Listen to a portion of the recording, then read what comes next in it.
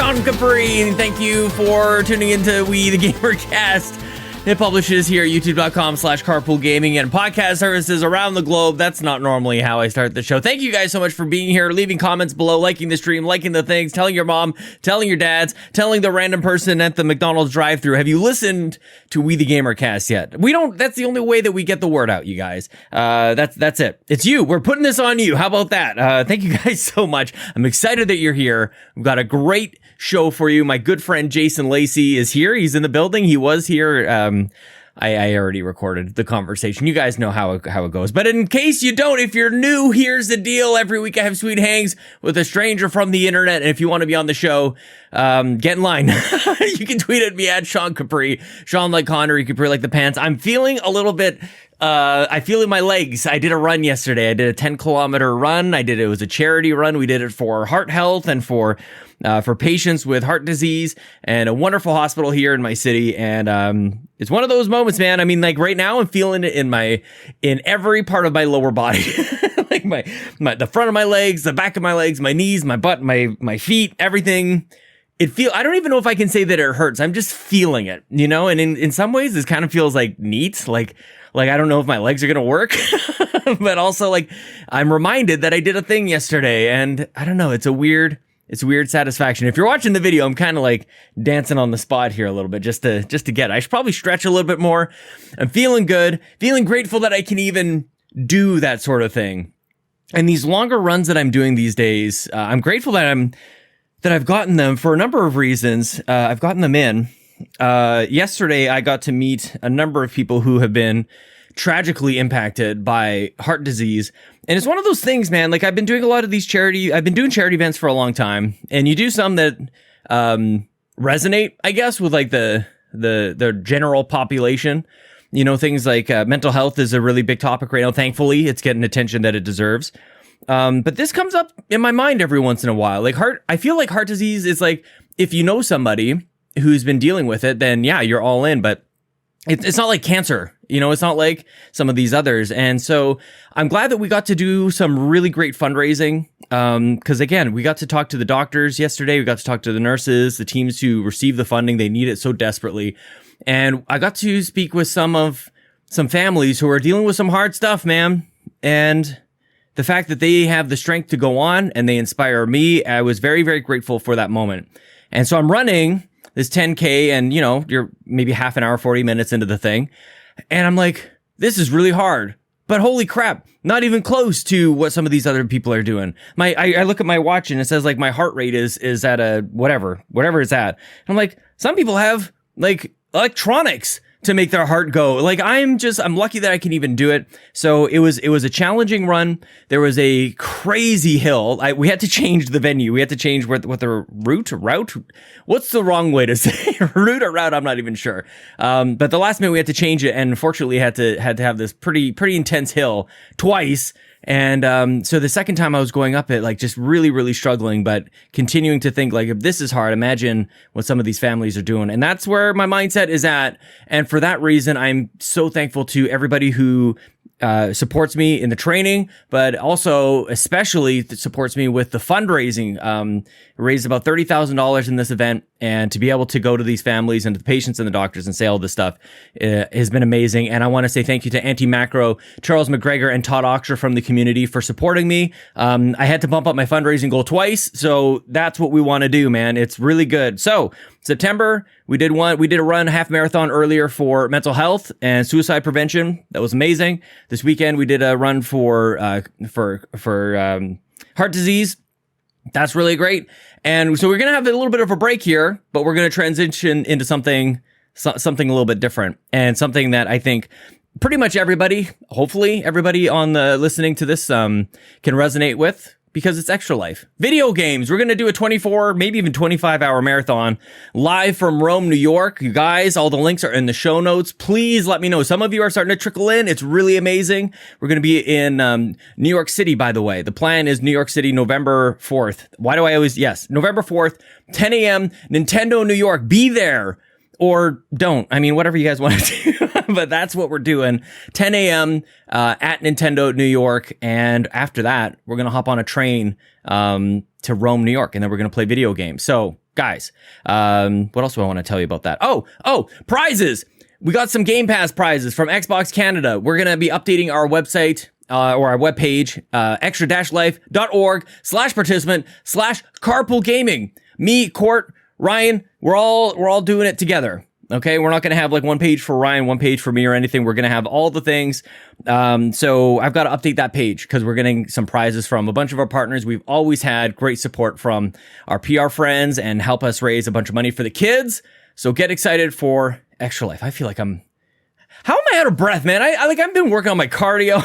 I'm sitting here like talking. I'm like struggling with my lung capacity, but I want to get you guys into the show with my good friend Jason Lacy. But before I do that, none of this would be possible, by the way. Carpool gaming doesn't exist. We don't really say it in this like dramatic fashion, but the truth is, Carpool Gaming doesn't exist without patreon.com/carpool gaming. And I want to say thank you to all of our patrons, especially our ultimate producers, Robby Bobby Miller, you special son of a gun, Tony Baker from Quest for Pixels. You can go to youtube.com/quest4pixels. Dallas Ford, the co-host of The Blame Game. You can go to YouTube and get those guys to 100 subs. You guys got to be getting close to that, man. Come on, let's do this. Emily O'Kelly, Trucker Sloth, Johnathan Brown with his new EP from PME called Gems on Spotify and Apple Music. Lee Navarro, he's the fearless leader of the Phoenix Overdrive Extra Life team. That's the team that I'm on. It's not a Carpool Gaming team, by the way.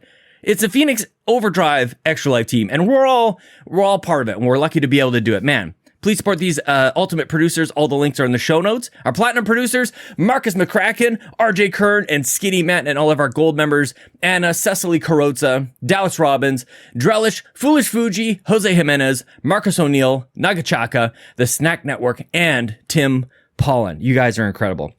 I feel like at one point, I want to talk about Kato. Maybe next week. Kato, in case you guys hadn't heard, announced that she will be leaving Carpool Gaming and the Nintendo Drive. And this week, Tuesday, what the heck date is this going to be? 28th, I think? 27th on youtube.com/carpool gaming. We are recording the final episode for Kato. We're going to give her the best send-off we can possibly think of. And I do too many podcasts. I don't even know where I talked about this. Might have been the Pants Patreon podcast for Patrons Podcast, which is an exclusive bonus podcast for supporting, I almost said Yumi Capri, for supporting Carpool Gaming.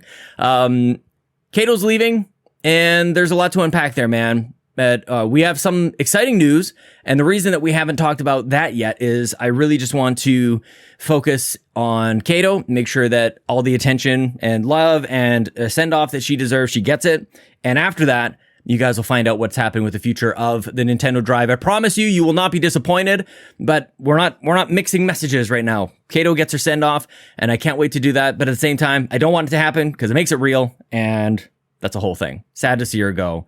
And I know you guys will join me in wishing her well in everything. I mean, she's got an amazing YouTube channel. We were lucky to have her as part of the team for as long as we did. And with all that said, I feel like I'm going to just end up saying like the wrong thing. I feel like there's just, she's so critical, man. She was so huge in making all of this happen. The Nintendo Drive doesn't exist without her. Nintendo Drive is a huge part of Carpool Gaming. The Bobby it's her, man. It's so great. The merch store that we have, Kato just changed everything. So wishing her well, wanting to make sure she gets a good send off and all of that stuff. Just trying to do it right. But with that said, let's get into the show. Jason Lacy, my good friend. Jason is one of the originals, man. I've known Jason for a very, very long time. Fun fact, many of you guys might not even know that Jason and I did a show called If We Ran Nintendo together for a little while. We did a little stint there. He was on the show. He's been on the show a bunch of times. About almost a year ago, I think Jason was on. And so you can go back into the annals of We the GamerCast. I love that word so much. And this was a sweet hang. Jason does a show called Fluxopposed, or What the Fluxopposed. You can follow him on Twitter at Fluxa. Let's just have a sweet hang with my good friend and yours, Jason Lacy.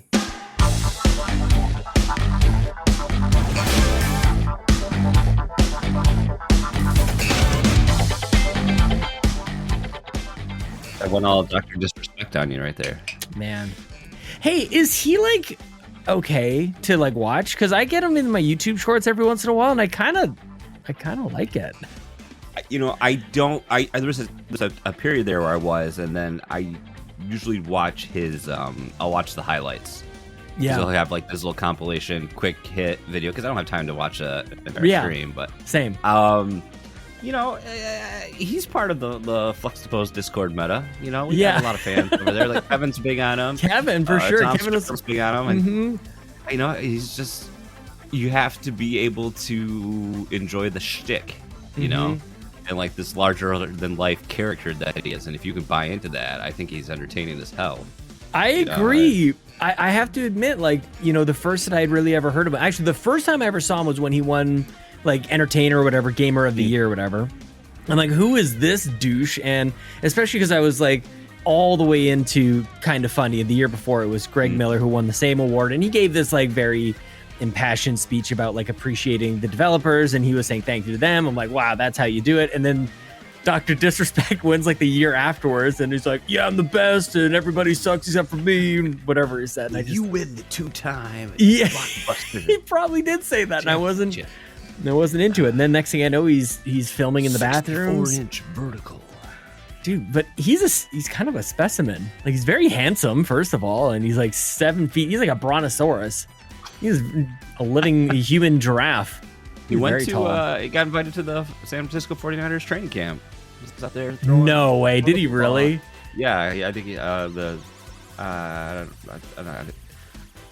I only know my own division at this point. I don't have enough time to know the league anymore, but their tight end, I think, invited him out there. But yeah, there's a little video of that too. I think there was like a Tim the Tap Man said something about you can't throw football. I think it was like 70 yards or something like that. So that was like the whole challenge. Like, if he can go there and throw this football, and he's an athlete, man. That's all I'm gonna say, Sean. I bet he is. I bet he. How far do you think you could throw a football? 20 feet. Yeah, no. It's one of those things. Like, we all watch football and we're all like, "Oh, I can't believe you like missed that." And it's like, dude, like we wouldn't even come, not even close. I can't. Yeah. Football, just pathetic, really. This is what I've learned, John. I just made this comment to my wife the other night. What white? Who did you make it to? Who did you make the comment to? Excuse me, my wife. That's what I thought you said. What? I'm going to say overprivileged white males know best about everything is how to be a GM for the National Football League. How to tell women what to do with their genitalia. And what? Just the comment of, at least in this country, how most of all reproductive decisions are made by the. Oh, I'm like, I've never said anything of limited majority of generally white old men. Okay, at least I guess I'm not old. Like, don't let me in with that garbage. Yeah, people. Yeah, everyone knows how to play quarterback in the NFL, and how to be a GM in the league. So still figuring it out. That was the roundabout getting to that point. I gotcha. You just wanted to, take a detour and attack white people along the way. Well, white Republican congressman, whatever. Let's not get political here. No need for that. This tab is going to be bad. We got this bubbly just going to our head. There we go. No more clicking. Look at that. Oh, is it just like going back and forth? Mine's okay. My man strength. I just ripped that right off. You just confirmed. I thought this was a Canadian thing because all the commercials are Michael Bublé. Is that is he on your commercials too for this bubbly sparkling water? He is on one of the commercials. An international superstar. As he should be. I guess so. He's like he's taken. Well, I don't know. I guess Celine Dion is still around, but it seems like he's like the succession planning. I mean, yeah. She just beats the living crap out of her chest. She just just pounds it, man.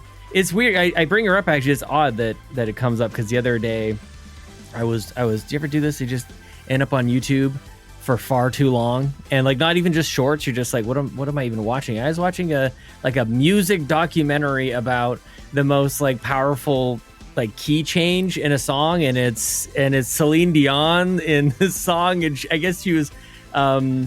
She started crying in a live performance and she just couldn't keep it together because it just she was so overcome. And it was shortly after her husband and brother died, and it was this song really just got to her. And I'm like, this is fascinating, but I never in a gazillion years would have changed the channel to this program on television. I just wound up clicking into it on YouTube and staring at my stupid phone for God knows how long. I would just assume the most powerful keychain, which have to be something to do with Journey and Steve Perry.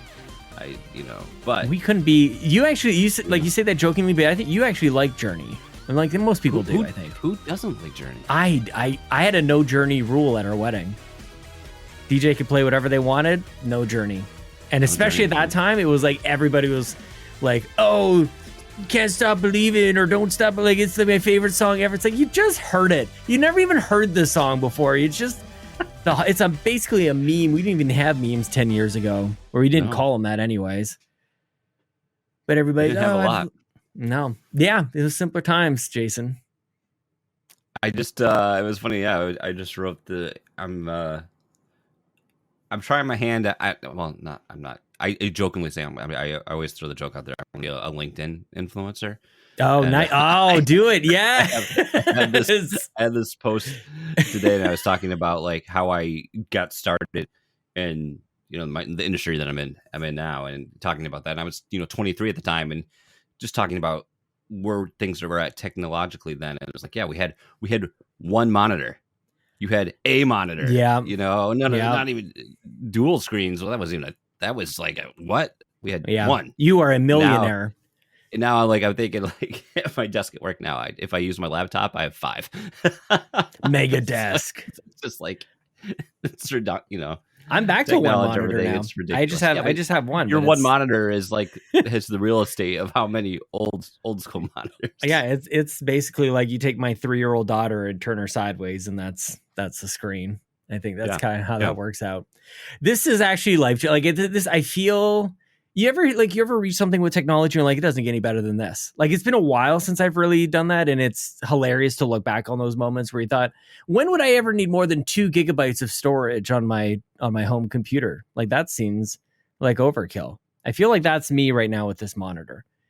Why would I need anything else? Are you are you streaming in ultra wide as well? Or no, are you just chopping it back down? Are you still doing a standard resolution? And then I'm not. I haven't streamed too much on PC for me. With it, because like I'm too lazy to actually edit my well, I don't stream that much anyway, but I'm too lazy to like go in there and like reset up my canvas and like do all that nonsense. So it's like you either have to have it letterboxed or I just stream the Switch, and then you don't have to worry about it because the Switch can't do widescreen anyway. That's what I was going to say. That's like I'm mostly streaming from the Series X, and the Switch are connected, and this monitor splits right down in the middle, like a picture-in-picture, like 2 different inputs. So it actually kind of functions like 2 different monitors on that sense. Okay. So as soon as I do that, then it's a 16:9 by 16:9. So that actually, it's not too bad. But yeah, I think I'm trying to think. I think I played on my birthday Black Mesa on PC, and that would have been ultra wide, but I had to do some sort of weird magic. So there's every once in a while that I do wish that I had a separate or a second regular 16:9 monitor, because it's nice to just like maximize it, and it's just a normal size. Because it's enough slices. I've never been. There was a time when I was probably only a PC gamer. We're talking, early aughts, back then. And, I was never at a place of luxury where I could be a latest and greatest adopter, just never. And I've very much, still in that situation now, but, so I'm not ever going to be like maxing out everything and doing all the free, I don't think I've kind of left that behind, where I just don't care about that anymore. I don't need to be that latest and greatest. But with that said, is the latest and greatest for you though? Like when you look around and go like, that's enough for me, because I don't think that like there's no mistaking. Like I'm not at the bleeding edge really. And my PC is like definitely. And the whole point I want to make here, this is amazing for me. Like this is not to shit on people that embrace that lifestyle, but I say there's something that has to be said though. I'm playing on an ultra wide. You turn the lights off, ultra wide. You're getting max resolution, whatever your machine can output, and max frames, and you're like just. Only thing I can think of that I've probably experienced that with on this PC, because I've played so little on it after camping out for the damn video card, was Doom, and that's just like the graphics are popping, the music's rocking, and the frames, and it's just like you're just like, holy shit, that's something. So there is something I think to be said for playing things of that way. But you can invest in all this, and then you just play little games that are little pixels, and Dude, I'm not pushing any frames. I have it's completely unnecessary. Like it really is. And even what the biggest thing, this is the dumbest part about it all, is I hate this chair so much. I hate sitting in this chair. It hurts my tailbone. It hurts my butt. It hurts my legs. It doesn't feel great on my back. And I want to experience all the frames. I want to turn on this thing and have I want to almost bring in a flux capacitor so that I can just power this beast. But at the same time, I don't want any part of this room when it comes time to relaxing time. It's very strange. I haven't been, I haven't been down here. I come down here when we do our own show, and then that's about it. I really don't. Once I kind of fell into Xenoblade, I was playing that, and then Splatoon, I just don't have a reason to, and I just had resubbed to Game Pass again, literally just to play Turtles when that came out one night, and then I haven't touched anything again. Yeah, I almost launched Halo Indefinite the other day, and just didn't get back. Just noped my way back out of it. Oh man, how so? Where? I feel like we might be in similar places with games. How are you doing? It's every now and then, depending on the day. Yesterday was very strange. I sat down, I played 3+ hours of Forza. I haven't sat down and played the same game without looking at my phone or getting distracted or just kind of realizing I didn't really want to do it. I played Forza for hours last night and I had a blast. And it's been a long time since I've really done that. And I don't know, this is our biannual update on this sort of thing. We're kind of frequent because it wasn't. Yeah. It was only. I feel privileged, that you reached out to me, but I feel this is a pretty much more frequent occurrence of me on the show than last time. It's funny that you mentioned that because I played more video games. Probably, I wish I would have. I wish I still had the Switch parental controls on there. Because I'd be interested. So I'll have to wait till I get that monthly newsletter to see. Because usually it's you played 2 hours of Nintendo Switch in the past 30 days. I'm like, oh, yeah, that sounds about right. Yeah. Because I probably played more this past week, probably than in the past 6 months combined. Yeah, man. I was excited to chat with you. I saw the Xenoblade. Because I had unfortunate COVID lockdown, so there wasn't much else I could do. Excuse me. Oh no. And there it is. But yeah, Xenoblade, I think I'm 30 something hours now. I'm on chapter 5, so just kind of slow grinding that away. And that was my main game I've been playing. I had gotten away from a while, but that one it's really easy to at least pick up on my lunch breaks at work and throw a 30 minutes here, 40 minutes there when it allows, and then play a little bit at night before bed or when I actually had time. But until Splatoon came out, that was that's it. This is my game. Yeah. I'm fast tracking that, and the whole goal is to get through that and then get ready for Monkey Island that just came out. Yes, Monday. But I'm kind of going to wait on that right now because I don't have a reason to pick it up. Yeah, don't need it. So right now, I think I didn't expect to get kind of enamored with Splatoon again. Yeah. And I don't know what it is. It's very much like Splatoon 2.5, but there's some improvements there, I feel. And I was a part of a very large community on the original came out. It was right after, it was the first community, it was the reason I got onto Discord was for this group. Oh, nice. And it was they were an older, late 20s and up. It was through Reddit, and they were looking for, we called ourselves oldies, but it was this older group of gamers to play Splatoon with, and that was the whole point of it. And it's been interesting because I think a lot of people in that have kind of resurfaced because of this game, and I don't know what it is about. I know everyone played 2 as well, but what is it more about this one that's been, bringing more excitement, I guess, than what the sequel had done. So that I don't know. I'm not sure what that answer is, but it's a good question though, because we're seeing Japan apparently sold like 3.5 million in like 2.5 days or something crazy like that. And just look at with your Saturday night streams and like Jams and those guys get doing their Saturday night sessions, and it was just like it was special. And I kind of like remember what launch night was like. Like launch weekend was what Splatoon 2 it was like, and with Bobby, and it was fun to experience some of that again. Yeah, I mean, man, that definitely. Bobby was the one who like brought me back around to Splatoon. Really, like I played it and I was enamored with the idea originally, and that was back in the Wii U days when I would just buy anything anyways because I just didn't understand all the hate for the Wii U, and I was frustrated with all that kind of stuff. So Bobby and I were you had like a game once every 2 months anyway, so I mean, buy it. Easy to just buy it. I mean, yeah, there's something to be said about those days too, isn't it? Like people don't want it. Clearly, that's just like what people were very unhappy in those days. But are we happier now, Jason? Are we good? Are we good now with 100 games coming out every other day? Probably there's people are still mad about something. I don't know. We still have Chris Pratt as Mario. People will be mad about that. there's still something somewhere. There's a trailer coming out pretty soon on that. I'm excited to see it. I have my doubts though. I'm just kind of interested to see what direction they go in. Some of we watch a lot of Illumination stuff. Like my son likes Secret Life of Pets 2 a lot. Yeah. He likes The Grinch a lot. So I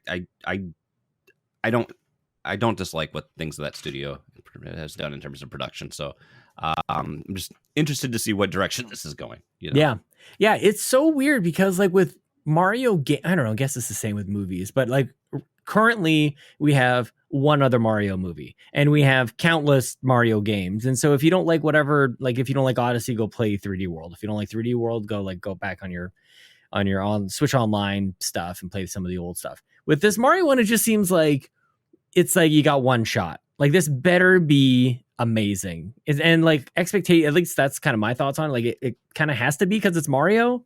And also Sonic is really good and you can't lose to Sonic. I feel like Sonic had some room for error. Totally. And probably that's just because it hit the market first. Mm-hmm. But it's also Sonic. It's Sonic. It just doesn't have the...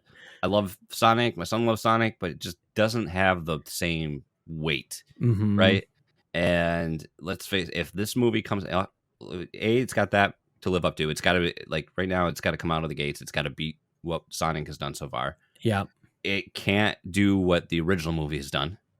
Yep, right. And it pretty much has to swing for the fences. It has to be a home run. Otherwise, it's going to look as like, if it's anything probably less than that, it's going to be ruled as like a complete colossal well, and failure. I think there's so many eyes on it. People will not hold back and they'll just, I mean, it's just like anything else that's enormous and maybe even divisive in any sort of way. Like the negativity drowns out the positivity.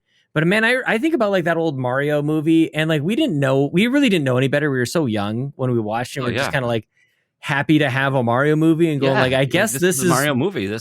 I guess this is weird. Doesn't make any sense to me, but okay. This is what we got. I'm in it. I'm here for it. Like it was so weird because like it is. Why is Dennis Hopper turning into this weird fleshy thing? Okay. What part of Mario was that in?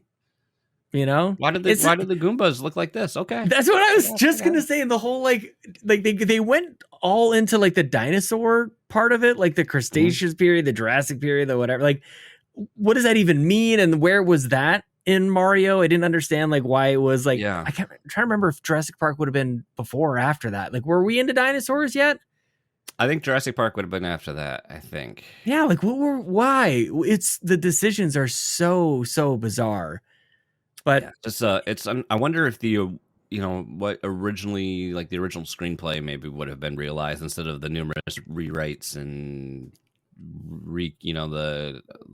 how many different directors did they have assigned to that? Yeah, just an absolute mess. Yeah, just much like what was it like Street Fighter, like the tale of the production of that movie too is just a nightmare too. So that's just doesn't help that JCVD was just snorting the coke, but why was he Guile? Why? Why did they cast him as of all the characters? The same reason he was Predator for a hot minute. You know, he's Jean-Claude now. I guess he's the hotness, and who else? I guess who else could have been Guile? I mean, have you seen his dance moves? I mean, I just don't know. Like this gets in. Shoot, there's so much to unpack here, man. I mean, we have to do this more often. Like the whole. I was thinking about the Mario movie and how messed up it is. We wondered where all these references 6 years. Give us another 6 years. We'll probably get our first podcast off the ground. That's not a second podcast. That's the runway we need.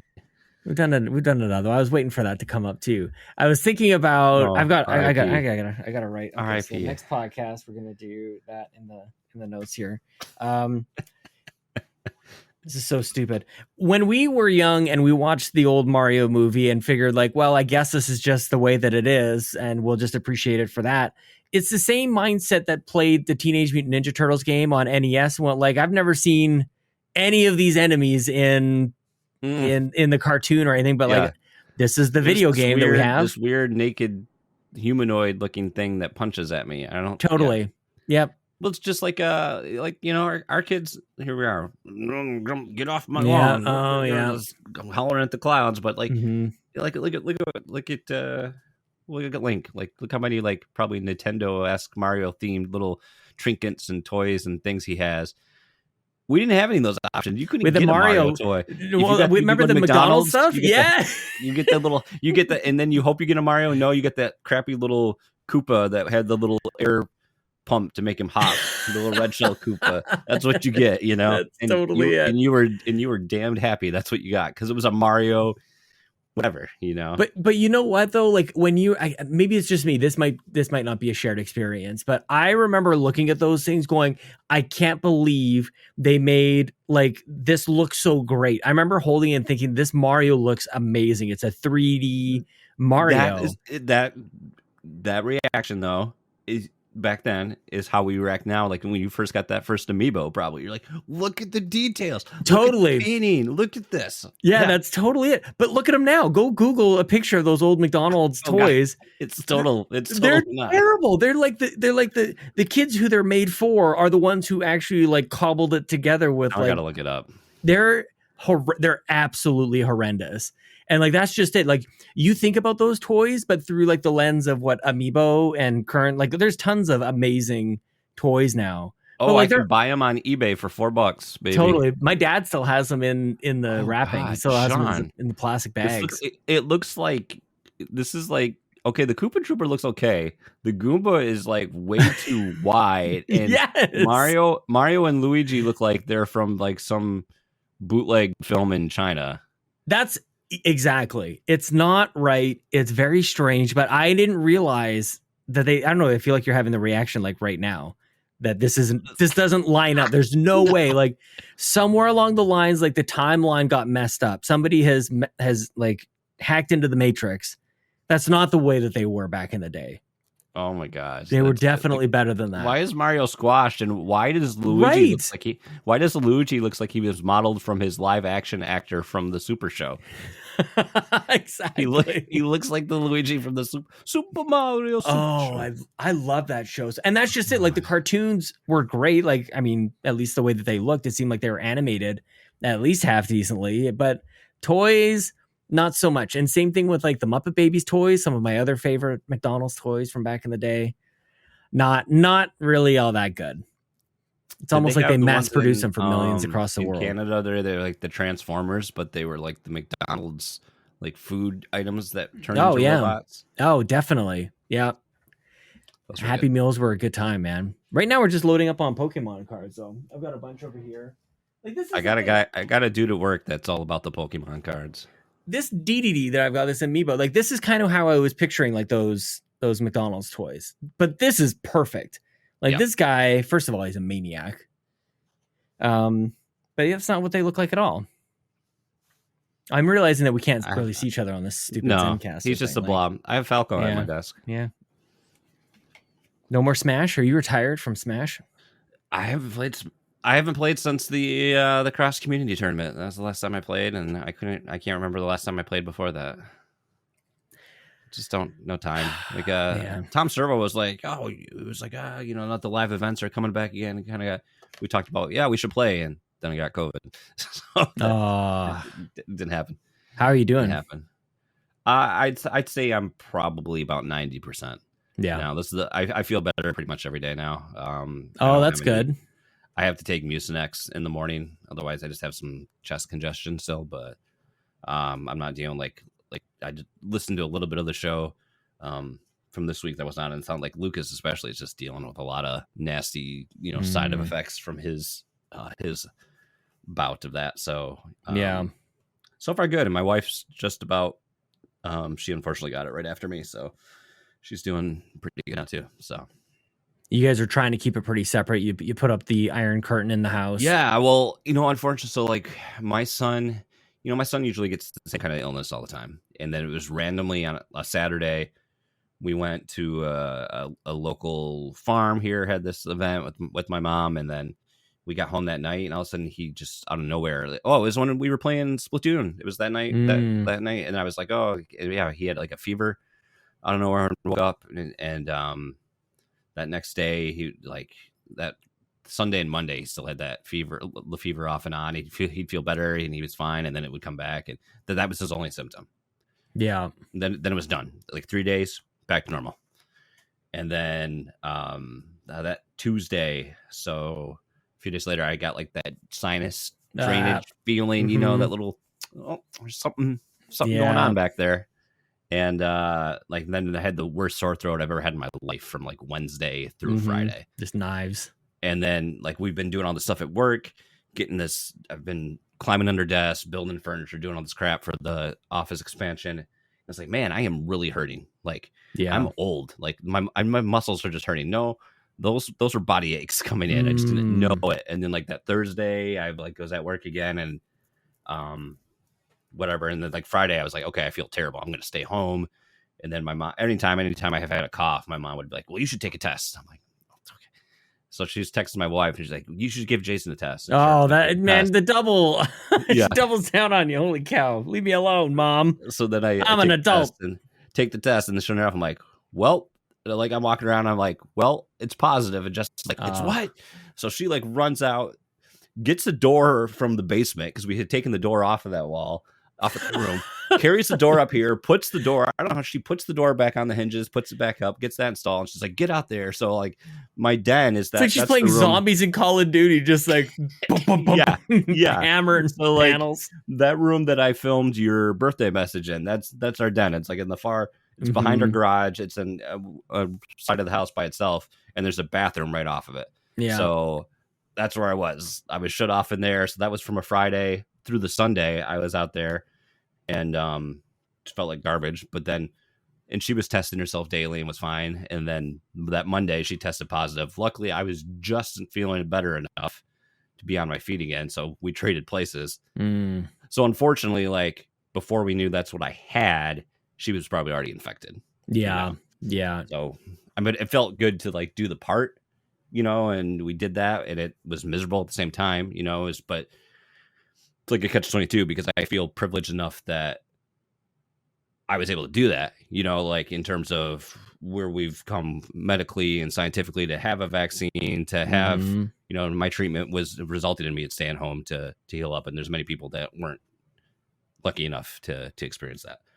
And that I had the flexibility with work. And I mean, just that we're in a position, like she ran out to Walgreens that night and dropped like $80 on disposable gloves and medication and this and that, and bought all this stuff that we disinfectant and all the stuff that we brought back, because we're like, okay, we're going to try to isolate this as best we can. And I felt like miserable because I had just been at work, didn't know it. And then it felt like just the grasp of like, fuck, I've got it, And after like 2 years, you're like, well, I'm a superhuman. I've got a super immune system. I did it. And then you're like, oh shit, no, this is real, And it seems like, Lucas had it. I had it. I've seen other people on my timelines. It just seems like whatever this new variant is, just very, very, very much more contagious. So yeah, here we are. So it's been a weird week. Just it's been nice though too, because my wife got to be sick. I didn't tell work a lot. I was like, I tested positive. I'm not coming in. I got to take care of my kid. I'm not really going to be able to do much. And I've took him to school all this week. So I got to, there's all this cool stuff that I got to do this week that I'd never get to do. I was like the number one caregiver. So I got to spend all this time with him, doing the school drop off, the pickups, playing with him, doing whatever. So that's been really cool. And just kind of like, I never take enough time off. So I think that's like the positive side of the coin, that it was cool to experience all this stuff and have some time with him that we wouldn't normally really have. And it's been confusing for him because first they're like, oh, I'm just with mom. Now I'm with dad. And now he was like, oh, I just want us to be a family again. It's like, oh, you know, but we're, you know, on the other side, we're all good now. So, does it make you want to take more vacation? Like, do you like when I take vacation, it makes me realize I should do this more often. And whether it's sick time or whatever, like, does it trigger something? Well, one of my goals this year was actually use all my time. Because usually, like, so for my company, we have a policy like it's we get to roll over like 32 hours and then we get paid out everything else. So like part of me is always like, oh, I like to hoard that time because I will roll over. I've rolled over max and I've gotten a nice little payout in January. Yeah. I would probably do the same. Not gonna lie. So, that's kind of what I like to do. But I had made it a goal this year to kind of like use all the time. But I also don't want to like. I feel kind of bummed when it's just like if we don't do anything. You know, if I just use the time and I'm just sitting around, it's like, well, is it the waste? You know, that's like the catch-22. But here I am. It's almost October and I'm sitting on like 72 hours. So here I am again. You know, like at the same point, I'll take extra time around Thanksgiving, and then I'll probably take like a week off during Christmas. But that's still, that's what I would do too. Like right now, I'm probably going to roll over probably my max. I won't have the payout, but yeah, it's a weird thing too. And like, man, there's so much to unpack here, Jason. Holy cow! Like this week, and then you get to spend a lot of time with him. Like, I don't know. Like every now and then, my kids will go like, "It's time. It's daddy time," and it's like, oh, I'm in. I've been like sitting on the bench, like waiting for like to get called into the game, and we're ready to go. Like all the things that you just said, like that's exactly what that sounds like. And I don't know, it's not like it ever leaves any wonder to me. It is instantly like I can tell instantaneously that this is a good thing for our relationship. Like if I just look at it that way, like we get along, we want to hang out more, we talk, like they talk way more when we're just hanging around, and it's like we've all experienced this like in real life. It's the friends who you hang out with on a Friday, and then you go like, what are you doing tomorrow? And then you just keep hanging out. But it's harder to like have that chat and connect with people you never see. And like where I notice it the most is like when I'm picking him up from school. Yes. So by the time when I get home at the end of the day, excuse me, he's tired. He doesn't want to talk about those things anymore. But like right after that, and he's like, oh, we did this and that, and you get to hear all this stuff, and just you don't get that by the time I get home at the end of the day, because it's just a totally different dynamic from where he's been at and where he's at then. So it's funny. My there's a couple times it was a weekend I spent with the kids, and then Sunday night, Ellie goes, "Are you gonna drop me off at school tomorrow or pick me up?" Like basically giving me a choice of one or the other, and it's like it's Monday. That like neither are really all that possible. But similar to you, like I'm very fortunate that I work from home almost entirely. We're back at the office a couple times these last couple of weeks, but as it turned out, the drop off was absolutely not possible, just unable to get away from my desk, but a pickup very, very possible. And so I made that arrangement. I was going to go, like her and I just made plans. I was going to go do that, not realizing that Chelsea was the parent teacher, like helper that day. So we actually doubled up on it in any case. But when she makes up her mind that like, she wants to do something with me, it's like, okay, I would like, they're getting so old so quickly. Like they're growing up so quickly. It's like, I'm very aware of it, I guess is what I'm trying to say. Yeah. And for years, basically the entirety of Ellie's life for sure is when she wasn't feeling good or she was sad or needed somebody to take care of her in the room. Like it's always mom. And I'm like, that stinks. Yeah. And it stings. And so, and sometimes she would come out of her room. You could hear like the door open, the sound machine is going like, and you could hear it. And that would be enough to wake me up. And I'm like, I'm ready to go. And she'd look, and so she'd be in the hallway, she comes looking up at me, and then just pushes you out of the way. And worse, like just screaming at the top of her lungs, "No, Daddy!" And just like, it's I just wanted to help, but no. Yeah. So when she does say, yeah, you can pick me up from school at school, 1,000%. And then I just hope that she's excited to see me when I do it. The last thing I want is to like be there and she go like, I want mommy here, like in front of all the other parents and kids. But luckily she comes sprinting. Big old hug. It's good stuff. Good. Yeah. Very good. Yeah. Yeah. I had this epiphany that I'm sure you can identify because you're very much in the similar boat. It's very easy for me in terms of a parent to just kind of stay. This is my lane that I occupy. Totally. This is what I do. And I'm like checked out on the rest because I know you've got all of this and more. Yep. And then it being in the position where I'm myself and not covering for you. And it was like, whoa, I was like, all of a sudden like, oh, I should bring this extra thing. I got the snacks here. I got this. And I was like, oh, okay. I am a competent father. I'm not. No, I thought you were going somewhere else on this. So Chelsea's got it. When I had to be in it and I had to cover for both of us. It's like, oh yeah, I can do that. Mm-hmm. You know, so it's nice to kind of feel like, okay, if I need to, I can pull my weight here. Oh, that's good for you. No, I definitely, I connect on the first half of that where like we are definitely in each other's lanes, but that causes me to be totally incompetent. It's like, yeah, no, don't even think about the snacks or the hair, especially. Lincoln is fine. Like having boys is one thing, but like Ellie's hair is like, oof, I am such a stereotypical father of a daughter. Like, I don't know what to do with that stuff. Like, what am I supposed to do with this stuff? And it pulls her hair. You put a brush in it. It's just like, it's going to hurt her. It's not good, man. It's not like she takes care of her hair like you take care of your beard. You just got a bucket hat. You're just like, here you go. You're good. Seriously, just like the worst ponytail that you could ever imagine. Or we just stay inside. We just don't. Daddy's going to show you how to wear a hat today. Here's a paper bag. Throw this over your head, kids. Just stay in the back. We got tinted windows in there. We really don't. But hide them. I still can't believe, like it. It's funny. This is again the parenting, but it's just weird that I forget that the Switch has been around for 5 years. 5 years, and then it's like, and then I remember like, oh yeah, it came out literally like 2 weeks before my son was born, and actually I think it was less than that because was it out March 12th? Was that I think 3rd or 4th.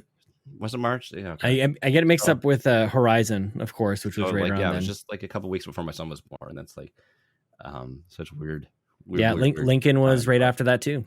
Like we're very similar on that front. I remember you talking, and it seemed like a lifetime from you telling the story when your son was born to when Lincoln was born. Lincoln was born mid-April, and I remember thinking like, oh, thank goodness Jason had his kid first, so I can hear all these stories and kind of get a sense of like what's coming. Like but it seemed like maybe a month, yeah, totally. And that was it. And I don't know what there is to be said about that, but yeah, like it was enough time for it to seem like they were very, very different in age, but they're not. We both have 5.5-ish year olds at this stage, which is the craziest thing. I remember like just before all that, wondering what is about to happen to life. Like what are like, oh God, like it was a totally different thing. Life. Mm-hmm. And the whole cliche thing about it's hard to remember life before kids.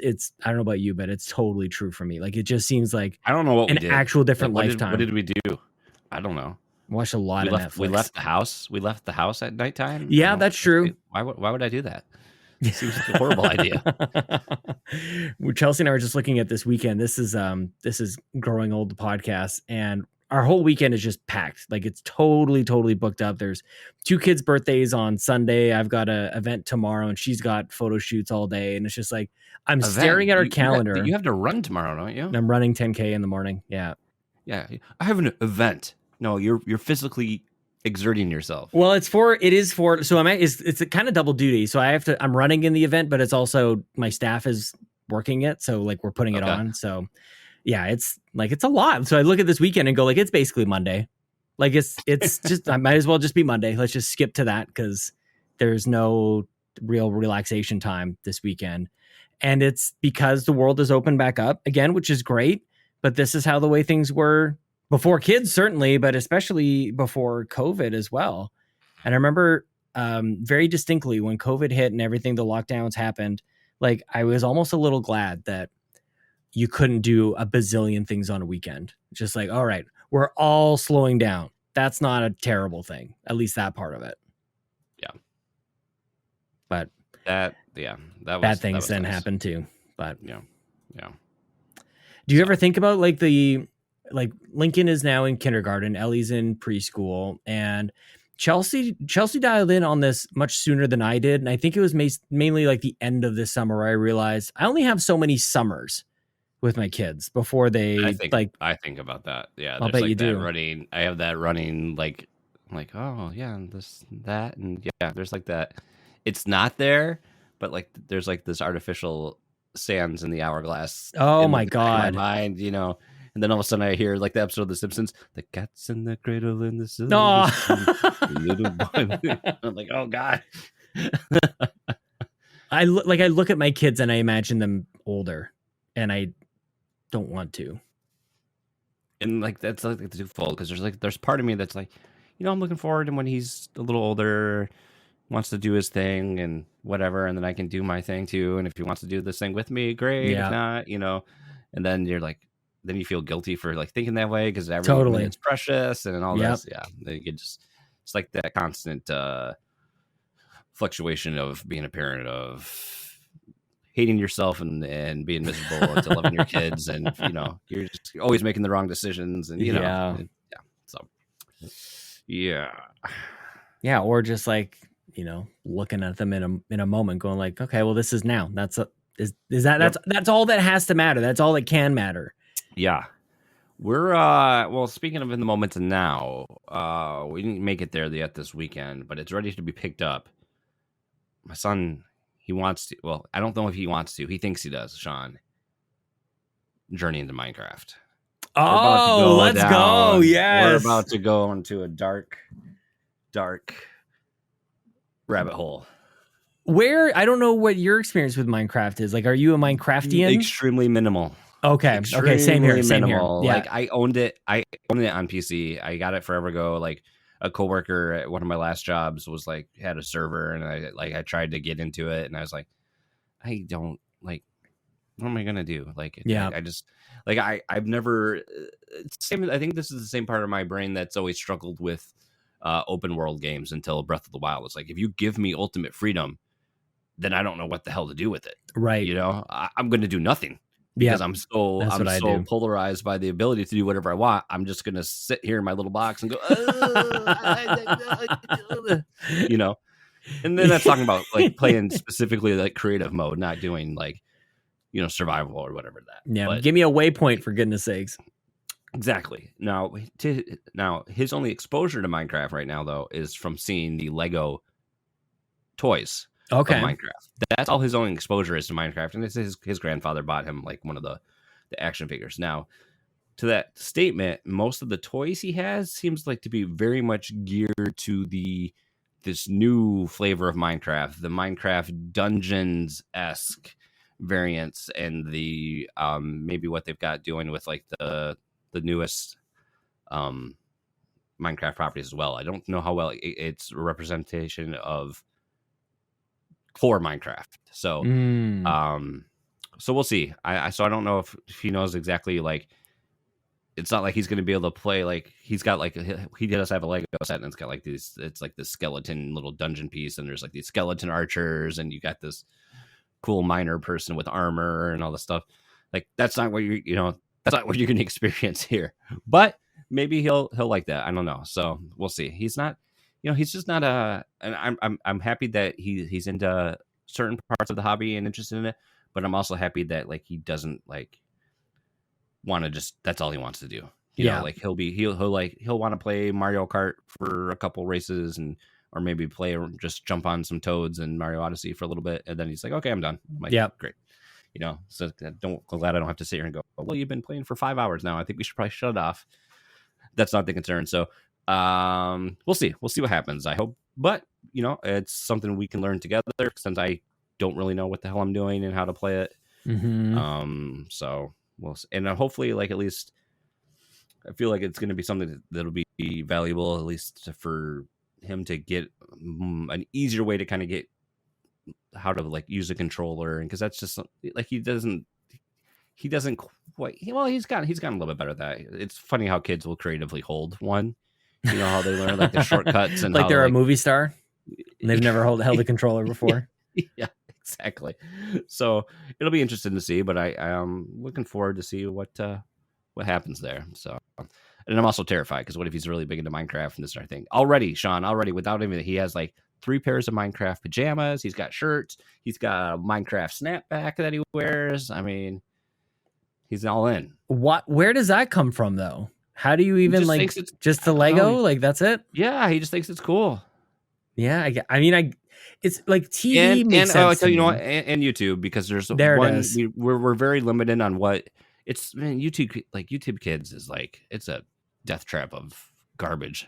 Yeah, I'm not gonna lie, I'm a little terrified of it. Like, so we only let him watch now. Like, he can watch Blippi on there, and there's one channel that we don't mind. It's called Turbo Toy Time, and that's the one with this a father and son. I think they're out of Cleveland, I think, and they do like toy reviews. Yeah, it's a lot of the unboxing and playing with stuff, but at least it's, in terms of how they do the content, it feels wholesome enough, and you don't feel like the parents are exploiting the children for their own gain, which is a lot of this crap that you see on there, and it's just, that is a gross thing. That's so true. Yeah. And I feel like at least their message is wholesome enough where, like, you know, they talk about how like they're given the toys from, you know, by the supplier for the purpose of the thing, but they always mention like, we're gonna donate them afterwards, and so #influencer. At least that's what they're telling us, you know. So I bet they. I mean,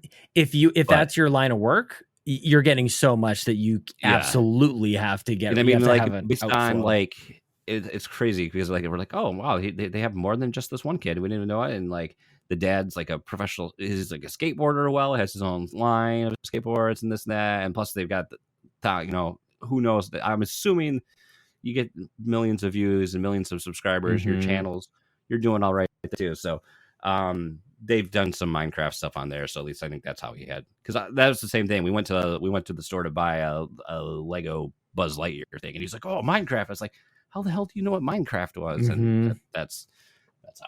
So yeah, but very easy. Like, next thing you know, if you leave them unchecked on YouTube, next thing you know, he's watching like this really crappy.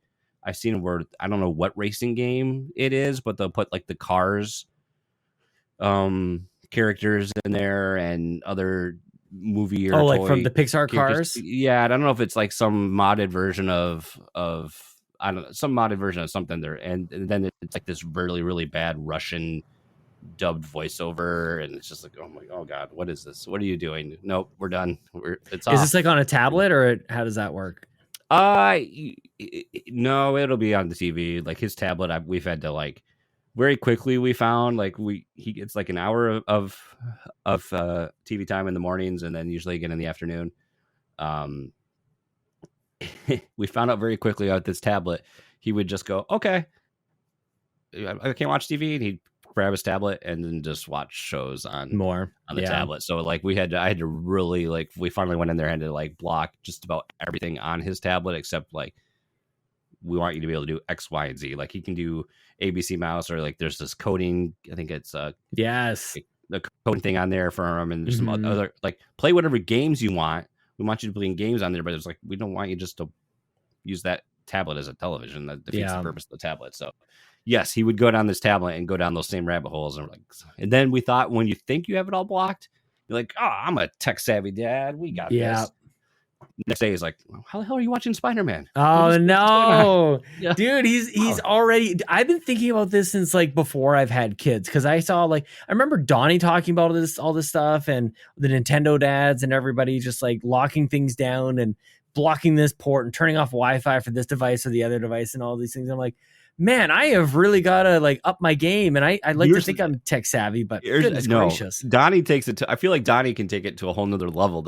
I love that tweet the other day when he's like, all of a sudden at 3:00 in the morning, I get these notifications that his son is getting achievements. And he's like, busted, Jack.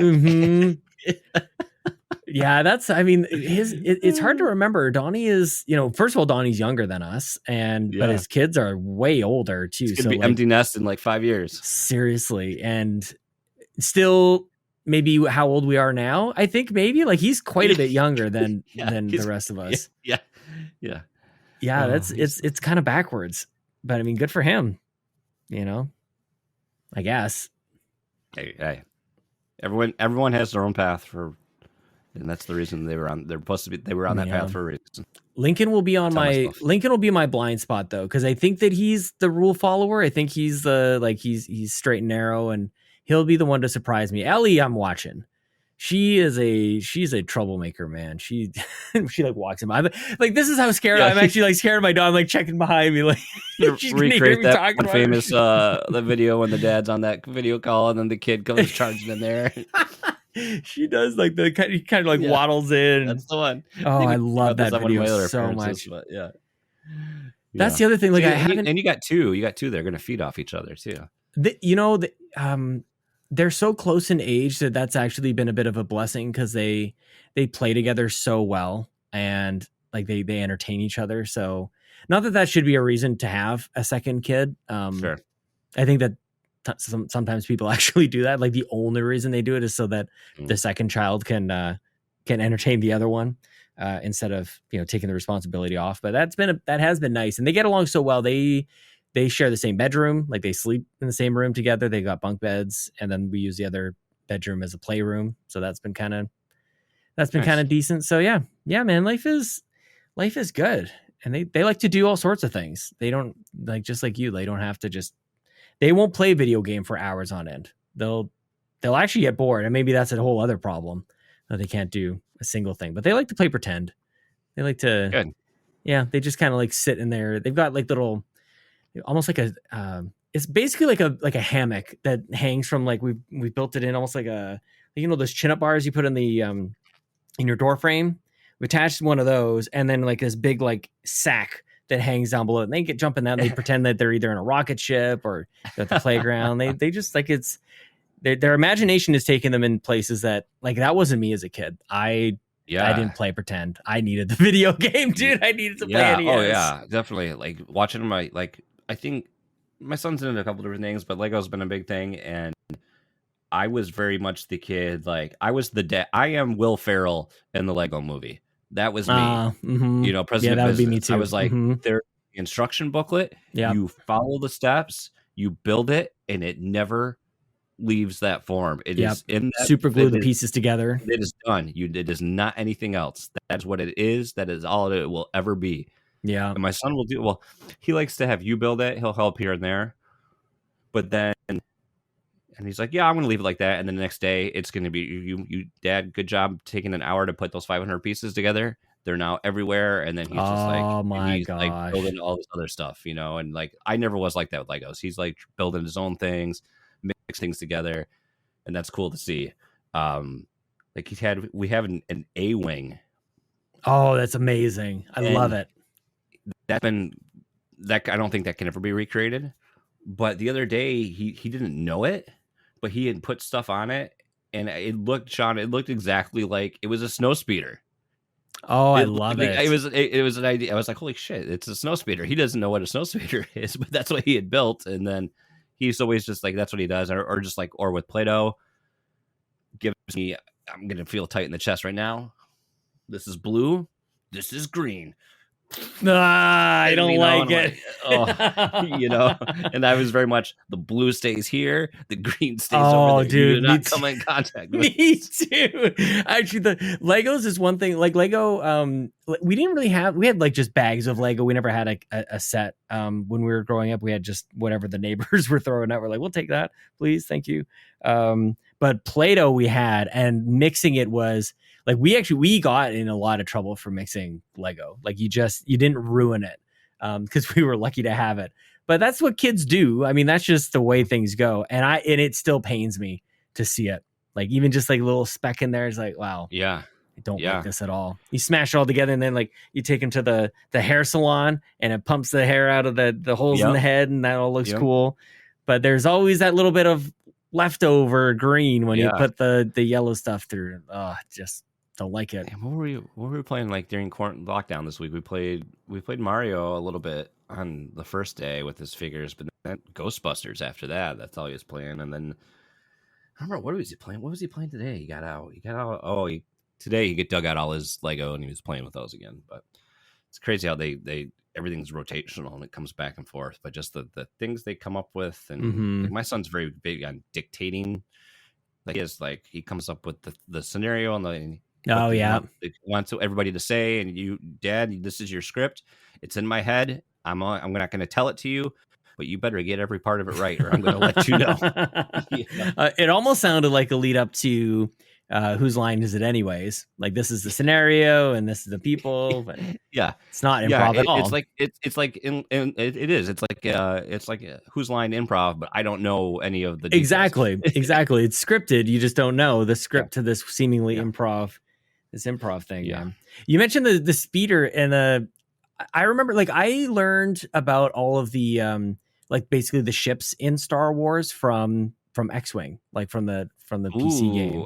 I had that. I was one of the kids that had like the essential guide. You know, they had the essential guide to vehicles, essential guide to droids. But yeah, because I didn't get X. I was late on the PC world, but I did get gosh, what was the last one they brought out in that series? Squadrons. Like recently?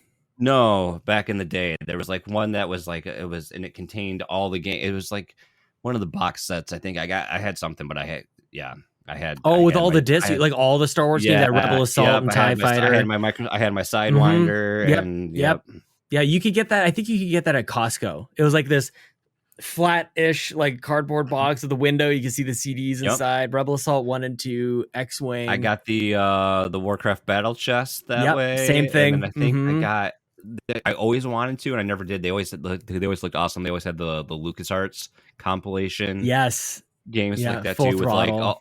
They always had their adventure games. You'd have like Loom and the Dig and Full Throttle and Day of the Tentacle and all those. Oh, yeah. I'm so what value, Jason? I'm thrilled that we talked about it, but I'm pumped that Monkey Island's a thing again, and that's relevant, and I'm happy that they're like. I don't know if I'm happy, but it's like it's kind of nice to see like everything that was released after Monkey Island 2 before that doesn't matter anyway. That doesn't exist, and here's the. Is that what they did? Game. Like with the canon, they just like. Oh, I mean, we're gonna use the word canon here, but yeah, because I don't think Ron Gilbert was involved with any of those previous games. So, where did he drop? Which one's Curse of Monkey Island? Is that 3?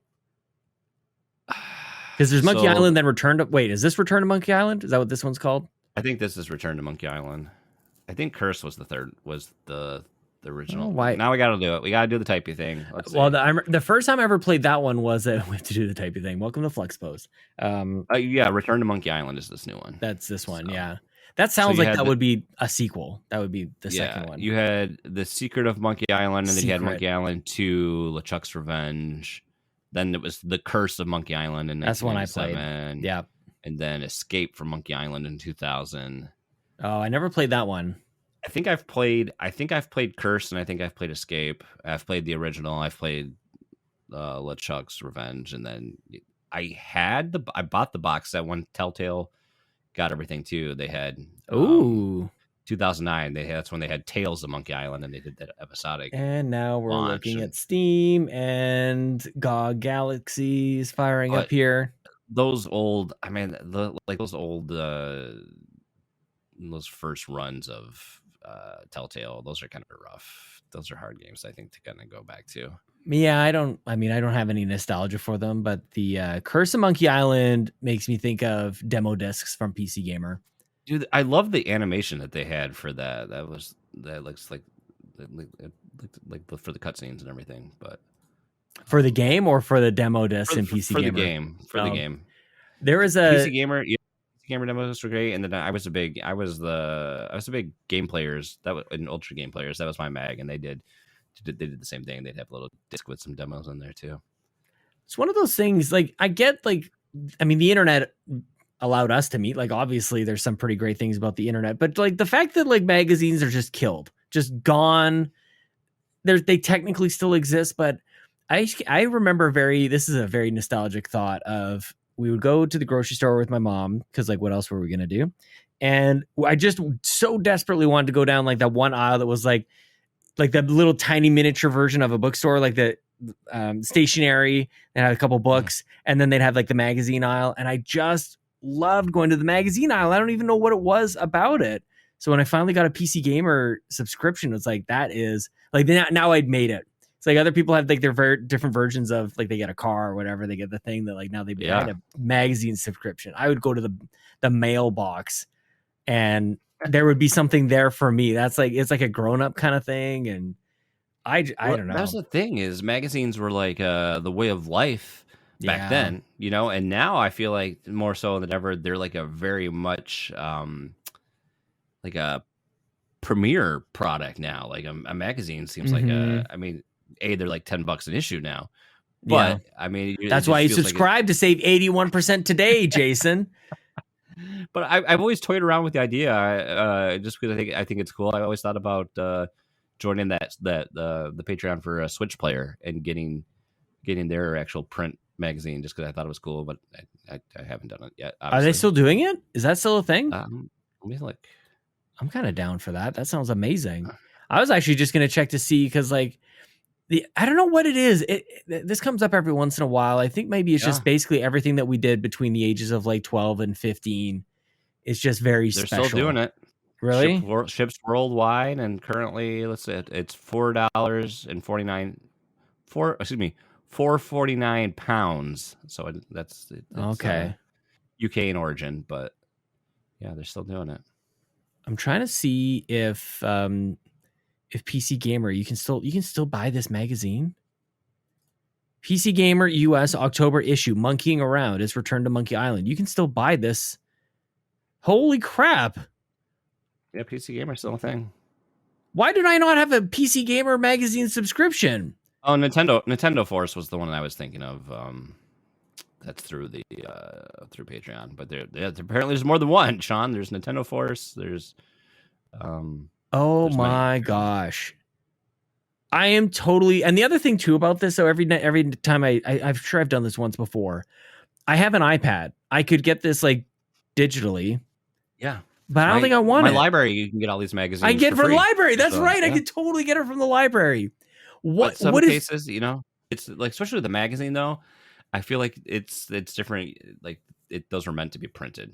Books is one thing, but then you can say that with comics, and here I am. I've really enjoyed my digital comic experience. So I want to get to comics too. That's another. It's going on like. I hope you're settling in, man, because we're not going anywhere. I hope you're good.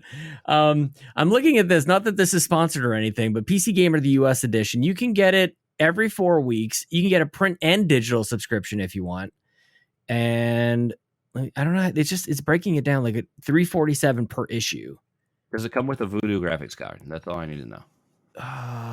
Unconfirmed. I need to get. Did you know I was looking for one of those a little while ago? In the summer, I was. I saw a video.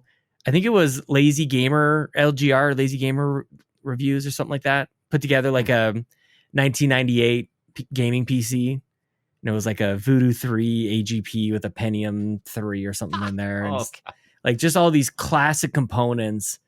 And I got obsessed with that for at least a couple of weeks. And that actually is what led to just upgrading my current PC. Because my mind was teenage Sean, who was just obsessed with whatever the latest tech was, whatever the latest card was, and just getting after it. And I guess that manifests in a way of I just got a 3080 and a stupid monitor and somehow made that work. You know, you got to do it, right? But now you have me looking like seriously at this website to subscribe to a magazine that probably won't appear for another like 8 to 12 weeks. Like that's how this works. Man. Like, what am I doing? 1 year. Oh, here it is. 1 year subscription.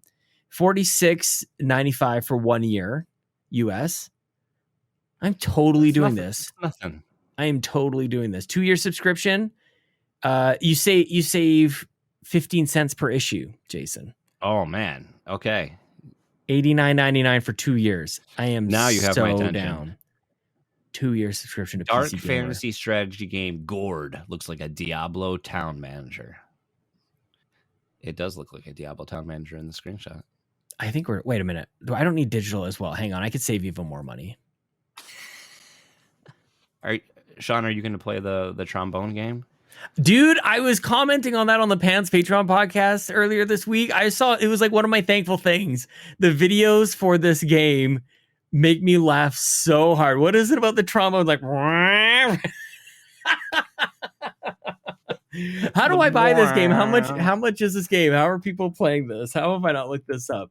I'm going to spend $1,000 just talking to you on the internet here. We need to have Lee on next week again, so then you can upgrade all your components too. Oh, yeah, he has to come back actually because we got to talk about Extra Life once again. I think we're gonna have Rebecca on. Yeah, trombone. Are you gonna play it? Trombone Champ 1749. I'd have to be down here on my computer, so I gotta play. I'm a Squid kid right now. I'm all in on that. I'm all in on the Splatoon. See, this is you bringing the rational. I'm caught up in like that. That's what I want to play. I've been playing some of the ranked stuff. It's just been fun. I'm looking at the amiibo and I'm like, man, those amiibo look good. I might have to buy amiibo. Here I am in 2022 talking about buying amiibo. Welcome back to Nintendo Shack. That other Shovel Knight set, and I never did. So, it's all I got. On Nintendo's all I got. I really thought, Sean, here we are. I thought. Were you done almost with a year Nintendo? later? I would no. I thought I'd still be playing Halo. I was all in. Oh yeah, I was man, loving it. And then I finally was like, "Yep, this is kind of trash." And then I walked away, and I just never came back. I think it was. I think I deep down I knew when I didn't buy the season 2 battle pass. I think I knew right then that was the writing on the wall. Dude, that happens in that kind of way all the time in gaming. Like before you ever want to admit it. Like you're actively doing things that show that you're not in it. Yeah. You're not into it. You're not going to keep playing this thing. You're not going to do it. I just don't get it. I don't. Everyone's talked about it. I don't get how you do it. It should be just a home run. Mm-hmm. It's Halo. What the heck, man? I guess step 1 would be release a finished game. I mean, that kind of helps. But step 2 is cut a hole in the box. No, that is step 1. Step 1 is cut a hole in the box. Step 2 is put your junk in that box.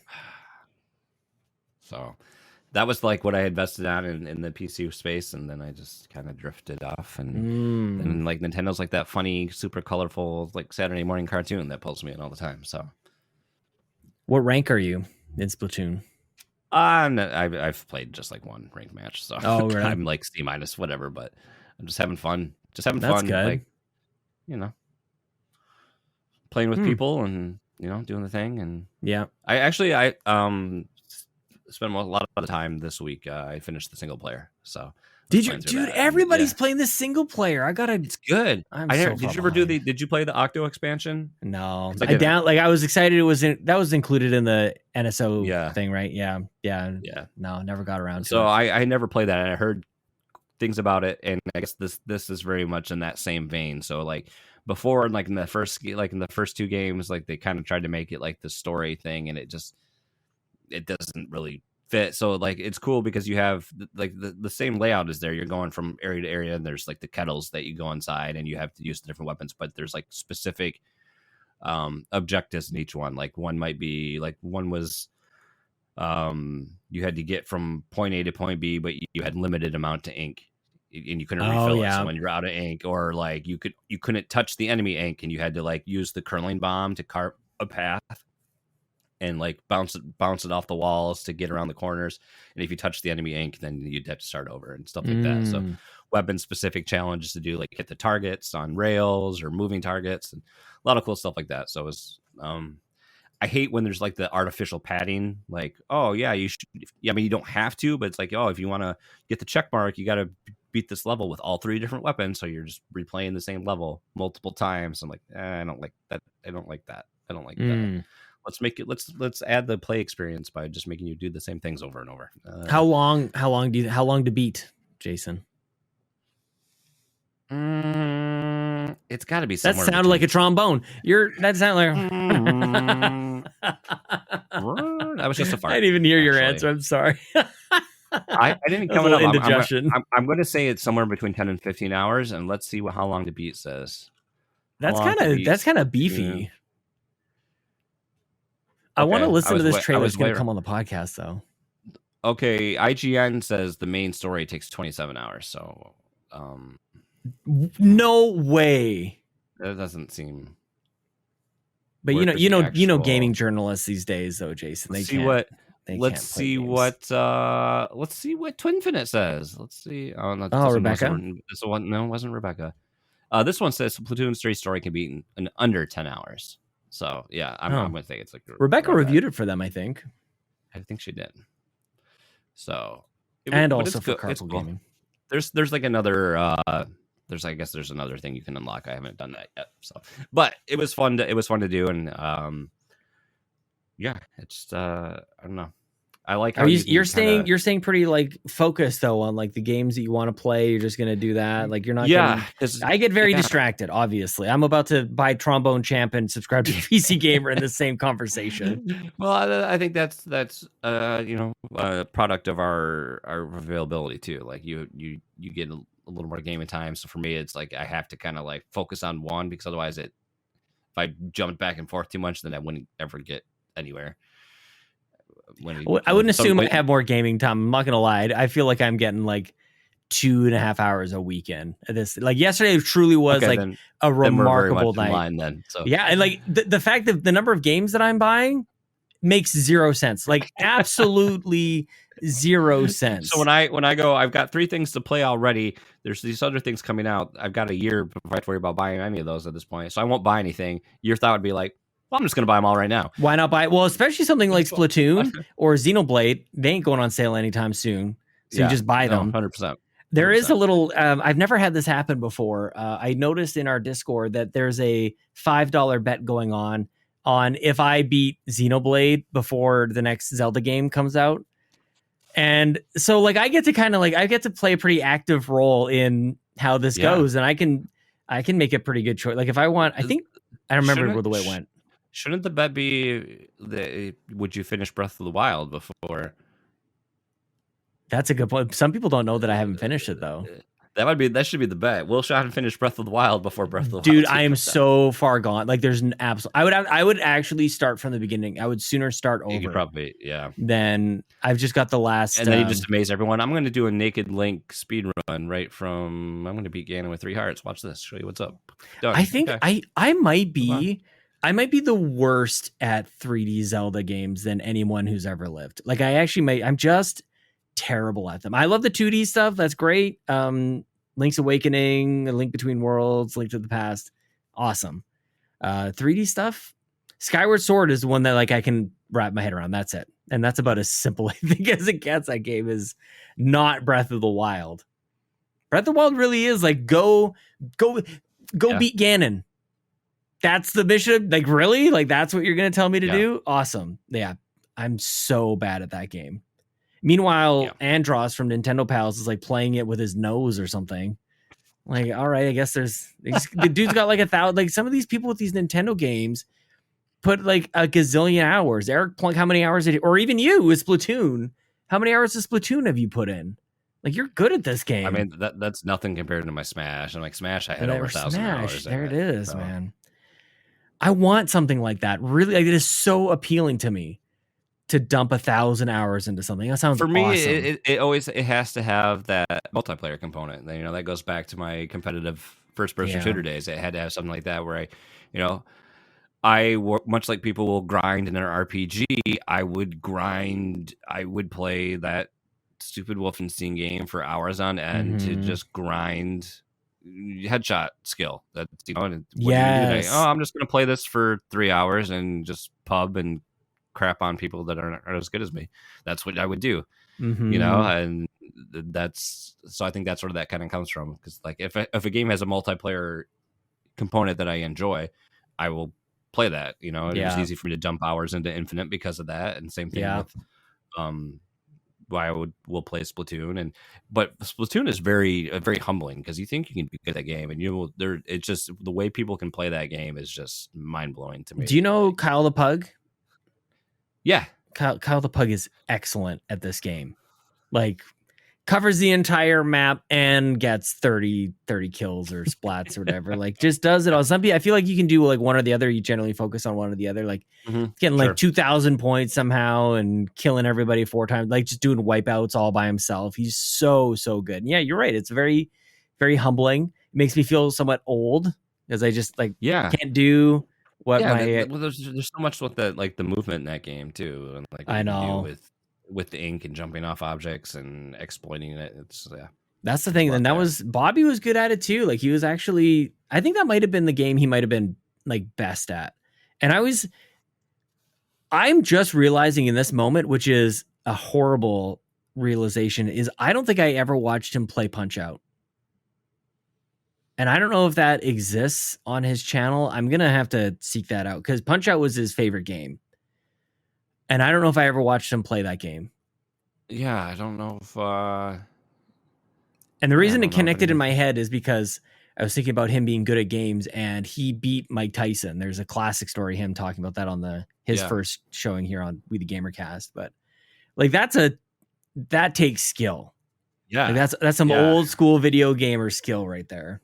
I had the Mr. Dream version and I've beaten him, and that was, I haven't played it. I mean, I don't even have my NES anymore, but I had tried. I don't remember if I tried it on the Nintendo Switch Online, but I had tried on emulation before. Oh no, I had tried. The last time I really tried was with the Mini, the Nintendo Switch Mini. Oh yeah. And I just could not. It's so hard to play that game on emulators just because there's a little bit, it's just slightly different than the original hardware. That's what I tell myself to make myself feel better. It's just slightly different. Or even the TV, like whether it's the emulator or the fact that you're not on a CRT, it's not with because that analog. game with a little bit of input delay, you're toast. I know. Yeah, it's funny. My kids too will watch me play a game like either that or you're speaking of Smash before. Like Lincoln doesn't like Smash because he doesn't understand why the characters come back. He's like that's not they're gone. Like why are they like? It was such a weird hang up. We haven't played in a while. Should have one life only, and that's it. I don't know. He's latched on with permadeath. Yeah, permadeath, and then play the sudden death mode. That's all you get. Oh, that's a good idea. That's sudden death all the time. I guess so. He doesn't even know, man. He doesn't even know the greatness of Smash. These kids these days. Smash, like. Smash isn't even like, I don't know. It got to a point for me though where that's not even fun to play. You just really? play it, but like it's such a. It just wasn't. I mean, I guess it was fun, but it wasn't like enjoyable because you're going into each session. Yeah, it's for an outcome. You're either going to try to improve this, and this is coming from me who is by no means a professional at Smash. Yeah, am I above average player? Yes, but like. I'm not Kevin, you know. Let's say, I mean, that's the thing, man. You can go your whole life thinking you're pretty good, and then a dude like Kevin Ainsworth comes around, ruins your day. Like, and I know Kevin. I'm not that because I never went to my local scene or got in. You know that if this was if Smash Ultimate came out 10 years ago, okay, different story. I'm in a different place of life, but I realize I'm kind of on the other side of that spectrum now. But I mean, like, it just wasn't. You're playing with either a focus or a desired outcome, and it's just hard if you're not achieving that. Then it's like it wasn't a game where like you could just like have a good time and relax because you're like focused. The stakes are too high, like, man. Yeah, for me it was just like it was almost always stressful, you know. Yeah, you're just and I think maybe that's part of the reason when I finally did kind of like stop playing it that much. That's when it's like you just don't go back to it. Hey Dad, I don't think I want to do hamster style anymore. Exactly. It's like, you know what, at the end of the day I made it to Elite Smash and that's good enough for me. And that's all, let's it's close so the book, conscious. The decision making is so like aware. It's like for the most part I think I would just say that I would end up not playing a game. It's not like I've looked at it and went like, I am finished with you. I'm going to put you back on the shelf. Hang on a second. No, that's not true. I've definitely done that where I have completed my time with the game and I actually say that as I delete it. Never mind. But I just don't know. I guess it's not really the same in that I even put 1,000 hours into it. Like it's a lifestyle that you're like walking away from. And other things like that too. Like Awesome Knots was the same way for me. I missed you talking about Awesome Knots. I would get so big into that, and I would play that, and that's a game that's damn near impossible to play now, just because the player pool is so small. Yeah. You know, so it's sad when things like go extinct like that. So, but your fondness for it is so deep and so real and true. Like it's like a relationship. I've been a floozy with these games, just like having one night stands with like You Suck at Parking or Metal Hellslinger or whatever. Like these games are great and they're an amazing time, but like I don't feel fulfilled, man. I don't have like those. That's the problem though when you use a multiplayer game though to do that for you, because then it's tough to like. Yeah, they're gonna eventually like a great game that I really enjoyed playing on the Xbox 360 days. Monday Night Combat. Loved Monday Night Combat. What the heck is that? So fun. It was pretty sure it was a Xbox Live arcade game. And I think there was a sequel. There's like Monday Night Super Combat. So it's essentially like a tower. It's kind of like a MOBA. Oh yeah, it looks like Fortnite. Yeah, it kind of looked like that. Kinda. But I mean, it was like a third-person shooter, and you had like little, what were they, robots that marched towards the enemy's base? Yeah, it looks like some sort of thing, and robotish exosuit. Yeah, so you were like those hero characters, and then you kind of had to like support them to get to the enemy base and take it down. What a name, Monday Night Combat. Yeah, it had like this over-the-top announcer that was great, and it was really fun. And then I don't remember, I can't remember why the sequel burned out so quickly. I know there was some controversy and some bad, I think, cheating, or I can't remember, but it actually gives me Splatoon vibes in a weird way. Like even the level design, I'm seeing some of these maps. So weird. Why are we talking about this again? You played this a lot? Back on the Xbox, back in the 360 days. We were talking about just like games to like sink time into, enjoy. And like Jace is there with Destiny, and I just want to do it, but I just don't, I guess. So I guess I don't really want to do it. That's the whole thing. I've been talking about this for years. But you're also like, you enjoy, this. I think this I could just quit this. I could just like not do this. Yeah, you quit that, but I think you also enjoy that discovery of those new things and getting that first taste of something new that's interesting. And it's the early achievements that ruined everything for me. It's those like first those 50, those 500 points I can get in 2.5 hours. Because things I thought would be a home run for me that I get into, like Tunic or Psychonauts 2, I've just scratched the surface and don't go back. Psychonauts 2 is great though. That is one that I played all the way through, and I adore that game. Especially because I didn't expect to. That's the one thing that it always. I think it always depends on what your expectations are. Sure, I'm trying to look behind me. Like that's the thing. You always like what's my. I hate the wall of shame here, but I don't. Not a wall. What are you talking about? It's a great wall. It's not really. It's not a wall of shame. Any Nintendo games back there that are really that I'm like, oh, I didn't play them. Yeah, it's very few and far between the things that can like demand that much. But Xenoblade has to, just to get through it. You got to commit so much of your life to get through there, and that's been that's my obvious answer. I would like Xenoblade 3 as much as I have. I would have. That's awesome. The fact that a reason I got it is because people on my Discord were like, kind of like trying to sell me on it, like, oh, you're not going to play it, you got to. And I was like, I didn't really like I love the first one. You didn't like the. I didn't care for 2. Didn't really care. Yeah, I never played 2. I skipped right to 3. And then the first one's good. I enjoyed it, but then also it's flawed as a product of its time. So then that was the selling point for me. Is everyone was like, this is like the definitive version of what Monolith Soft has done in terms of games. And I was like, okay. So you're telling me it's everything they've learned from making Xenoblade in a better version of Xenoblade? Okay, I'm in. It's just like the prequel Star Wars movies. It's all the things that George Lucas wanted to do originally, but technology allowed him to do. So those are the better movies, according to some. Are you watching any of the Star Wars stuff on Disney Plus? I watched episode 1 of Andor yesterday, the day before yesterday. I watched the guy, the Ewan McGregor, Obi-Wan. I watched that weekly. I haven't watched a show like it, and really since then, other than maybe Andor now. Hopefully I can get locked in on it. Every Wednesday would drop, so every Wednesday I was at the gym on a stationary bike, and I would just like ride it until the episode was over. And that was a great routine, and I loved it. So I'm hoping to get there with Andor. I think there's at least 3 episodes out right now. Yeah, there's a 3-episode release, and Andor's an interesting thing because like I just watched the first episode. When I was homesick on Friday, I was like, well, I'm watching Rogue One, and I rewatched Rogue One again, and it's not even fair. Wait, do you not like it? Rogue One? Oh, that's one of my favorites. Okay, good. I'm not sure why I couldn't read you. By far, no, that's the best. That's the best film that's come out of the Disney acquisition. Yeah, I don't think too many people would argue that. Even though even if it retcons Kyle Katarn from stealing the Death Star plans, I'm okay with it still. But what's wrong with it? I don't know. I don't think I know the details well enough to know what's wrong with that. That is the major plot point of the original Dark Forces, Sean. Kyle, the very first. I see. Yes. First mission, you steal the Death Star. But plans. They throw all that canon out, man. It's not. I'm still hopeful.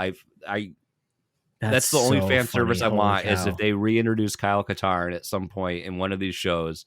I would almost as much as bringing Boba Fett back when that first happened. Like that was such a huge deal to me, let alone what they've done with Luke Skywalker. But for me, like having Luke and Boba Fett back in Star Wars was like child Jason. See, I don't even know what you're talking. Like the thing is, you're saying these things and it sounds like a spoiler. I don't know where that all happens, but I haven't seen I'm intentionally being vague just because I know you haven't. What else have I missed? Mandalorian, I haven't. We'll see how the Book of Boba Fett. Haven't watched that, but yeah, Obi-Wan did it for me, and we'll see how this Andor goes because the first episode is kind of boring. Yeah, well, after I walked away, I'm like, well, there's a reason they released 3 episodes on the first night. Oh yeah, you just have to. That was my take. Like in terms of the world, yeah, I think it's awesome because it's showing, and like and I agree with like what people are saying out there. This is what we need. Like you were going to watch these episodes. There's no Sith. There's no Jedi. Yep. Finally, we're going to see. We're seeing people. We're bringing real world to the Star Wars universe. We're seeing like normal people, like what their existence is like under the rule of the Empire. I was aware of that, highly aware, and I remember asking myself on the bike, I'm like, do we need this? Like, is this what we need from Star? I guess so, but yeah, seeing people like what I've seen in the outlets, the talking heads people are very big on what it's doing, and like this could be like the best. I don't think it's going to top Mandalorian, but it's like what should be done with the property. This is a great direction to take. It's the Rogue One connection that has me watching it. To be honest with you, like, I don't know what else. I just really love, like, is it because it was the first anthology film that that they, because what we got Rogue One and was Solo the only one, and then they're like, well, we can't do these anymore. Right, because it was supposed to be a bunch of stuff in between. Yeah, that's right. It's unfortunate because Solo, I liked Solo. I like Solo too. Especially the ending, man. The little glimpse he got. I think Boba Fett. That's right. I think because like Boba Fett was going to be a film, and really? And then it turned into a series. But like, this is really like, I love what they're doing with the Bad Batch. I like what they're doing. Like we got this Tales of the Jedi? They're like this. That's animated. It's so much, dude. How does anybody watch all this? Well, stuff? we're gonna get to see pre Sith Lord Count Dooku. That's actually a cool idea. I thought I don't remember who I was listening to. They were talking about it, and I listen to 2 times speed, so sometimes I miss probably a little bit or here and there. Boucher? No, it's probably Caravan.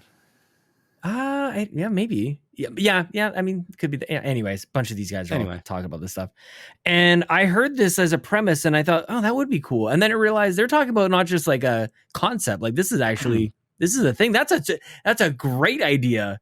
Like that's what I want to see. That sounds awesome. I tell you what I'm the most excited for, and like I can't wait to see what they do with Andor. Obviously, we know how it connects, and I love Rogue One.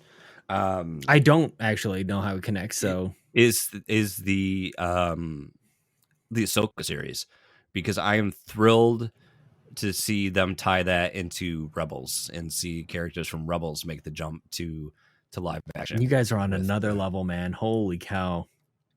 I guess I don't know. I'm not seeing the same things everybody else is. So it's amazing how they can still do that. they can make a show or series or whatever for somebody who like me that I could enjoy it. Sure. And then like, what an impossible task. Like we all get up in arms about this stuff, but it's like, how can you possibly create something? Because forever ago, I don't remember why, I was like, I'm going to watch everything. I'm going to watch every episode of Clone Wars. And I did, I started, this was before Netflix was really that possible. So I'm buying the DVDs and I'm buying the Blu-rays. And then they started releasing on Netflix. Like, oh, okay, I don't have to buy this stuff anymore. So can you Sherpa me? Is this, okay, so we talked about the next podcast. Is this the next podcast? Is this, I want to do this, and everybody knows I can't just like enjoy content without podcasting about it. I have to watch content that has. I need a deadline. I need a recording date. I need to create value for the patrons. It could be like this is. We've been missing this. We need a show for both our patrons. I have one with Badbit. I've got one. Well, Donnie closed his Patreon down, so I guess that's it. But Sweet Hanks, Console War Room, and then The Thing. With Jason Lacy, maybe that's what it's called. We need a patronage poll to like, what should John and Jason do? Vote no. It's got to be that. You know what this sounds like though? Do you remember when Johnny Casino and Dave Moore used to do this all the time? They probably spent like, and they would do it on like a daily podcast or 3 times a week. Like, what is our next podcast gonna be? It's like you're on one right now, Dave. Like, what's the next project? They even had like one. I don't remember what. Oh, I'm sorry, guys. I'm forgetting what it was called. Sean, the world works in mysterious ways. Just before 11 o'clock, Kevin Austin posts a TikTok. Dr. Disrespect. There it is. Hey, you know what? That'd be cool to get. I'd love to get Kevin involved, actually. And Josh is somebody I need to talk to more. I don't even know if he probably thought I would just forget about it or not make a big deal about it forever. But it's like, it's such a small thing. Josh last year gave me a box full of Overpower cards, and I will never forget it. I won't let him. I will keep talking about it. People have heard me mention this before. It's one of the most special, meaningful things anybody's ever done. Like, just totally out of the blue. I think part of it is because I don't get a chance to talk to Josh very much. So it's not like you, I guess, or somebody who I talk to like all the time. Like I talk to Josh like twice a year kind of thing. And then he shows up with like a completely out of the blue, more meaningful than things I've gotten from my own family. And I don't know, man, I'll never forget it. So yeah, maybe we gotta bring Josh in this. Because he's like the type of person that heard you say that on like a show forever ago. And he's like, well, I've got a box of these and I'm going to take those to Sean and surprise him. Just unreal, dude. Like that he is. Yeah, the son of a bitch just makes me feel bad about not being that. Like, those people who are so wonderful. You're like, well, what am I doing? Like somehow, I don't know. Maybe it's just my mind. Just taking advantage of other people. Clearly, right? Exactly. I'm just not a very considerate person. I'm Sean Capri. Why don't you flatter me and shower me with your love? And I will give nothing in return. Exactly. Yeah. That's how I feel. Like, okay, so what are we doing with Josh? What are we doing? Are we doing you guys on one thing that tripped me up though? And I need to, this is what I wanted to trap you here so I could tell you to your face. You started doing comics on Fluxopposed and now we can't do comics podcasts. What are we supposed to do, Jason? We did comics for like 2 weeks and then we haven't done comics for much since then. So did you just stop reading comics or did you stop talking about comics? Both. I had stopped because I was like, I'm trying to finish a book and then it's like, dude, you can't play a book game. Report. Yeah, I can't. I'm trying. Yeah, it's just the juggle. The juggle is real, not just the struggle. It's the juggle. The juggle is real. So trying to that's like I think we've made this point and we've said this before. It's like there's too many things that all the time fighting for my eyes. Seriously, like a TV series, unless it's Star Wars, something like that. That's always going to get like the Star Wars, the things like that. Those will get like premiere. I will watch those. Like as soon as they come out. But otherwise, a TV series, no, you're unless it's something my wife watches too. You're never going to get seen. Although somehow I have watched everything though from The Boys. That's another one odd exception. That's good. I finished that. I finished that this past week too. I started rewatching Gravity Falls. That's what else I did. I don't know what that is. Just rewatch that. Oh, great show, cartoon, Disney. Your kids will enjoy it probably in about 4 more years. Okay, not quite age appropriate for them yet, but like it's only 2 seasons. Probably it's so good. Just look a trailer up after this. You got okay, you got to. Okay. It's a great little. It's a show about the creator and his twin sister used to spend like summers with family members and like the Pacific Northwest. So it's like that's what inspired it. It's a tale of 2 siblings, like 2 12-year-old twin siblings that go spend a summer with their great uncle, and he runs like this tourist trap called the what is it called, the Mystery Shack. But it's like it's also it's part tourist trap, part scam artist, and like in this town of Gravity Falls, all these weird paranormal, strange activities happen. And it ended like it was like it. Everyone was like, "What? It's over?" Yeah, and then like done series finale. Done. Yeah, 2 seasons. Like he always had a point A and point B for it to end at, and it just felt. So it really tells the tale of just that one summer, and it's not a one summer that manages to last 12 seasons of a show. It's those two seasons, and it's witty, it's funny. I respect that. And it's you got to check it out. I think you'd appreciate it. So, adding to the things that you don't have time to do. Yes. Well, what I'm finding though, like the way, maybe I'll just do it the way that I'm doing with Andor, and I did with Obi-Wan. Maybe I just get fresh with a stationary bike. That's how I got through Adventure Time. I'd treadmill it up and watch. You can get in 30 minutes. You can get through quite a few of those. So treadmill, and I don't know if I just had a bad experience when I did a couple runs at Airbnb we were staying at in Kelowna, British Columbia, and I did 2 runs on a treadmill, and it jacked me up so bad. Ooh, like just I felt every impact, and I talked about it before, maybe once or twice, but I saw a reflection of myself in a mirror in the place I was running, and I was like, oh, that doesn't look good at all. Like it just like I got into my own head about like it didn't. How was that moving there? Yeah, why is that jiggling? Yeah. Well, it just.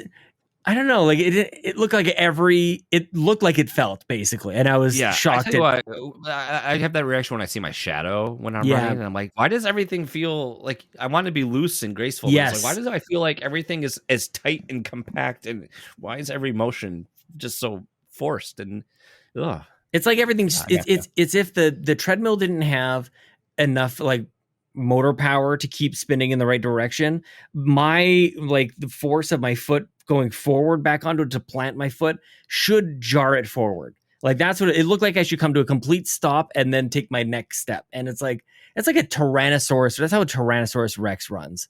Like left foot, right foot, but just like all the weight with every planted step.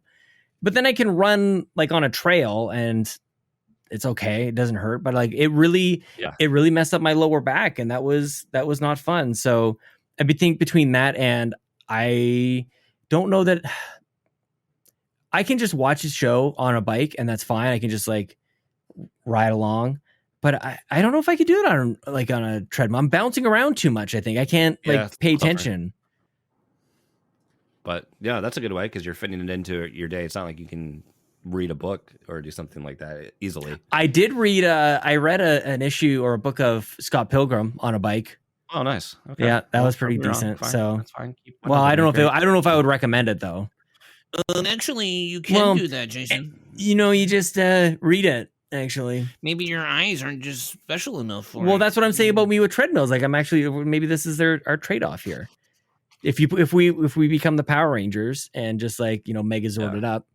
That's true. Then we're that's good. a challenge. I'm confident once Xenoblade is done, then I have finish Code Monkeys, and then I can do all the comics again. See, I'm not quite there though, where like I am pretty comfortable throwing my phone up on the little like dash thing for the stationary bike and watching some nerdy Star Wars. I'm not at the point where I can throw up a Switch and play Xenoblade or some sort of weed game for an hour on the bike in public. Yeah.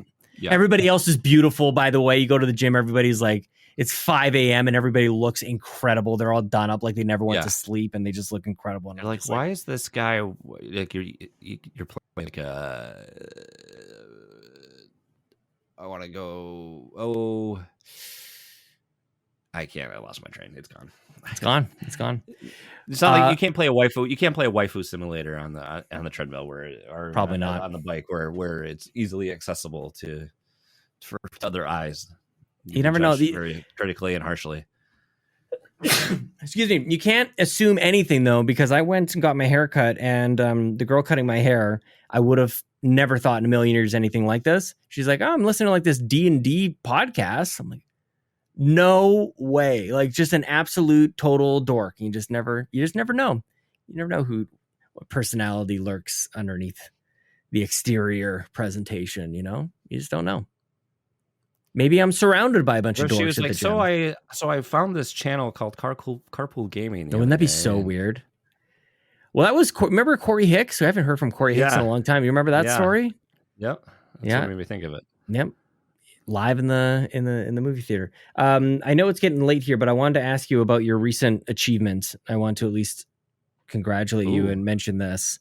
I wish I had something else that like would make you think one way thing and I'll go a different way, but Fluxipose 400. Oh, that's kind of a big deal. And if you guys were doing it weekly, you would have done it, a little while ago. But 400 episodes is a lot.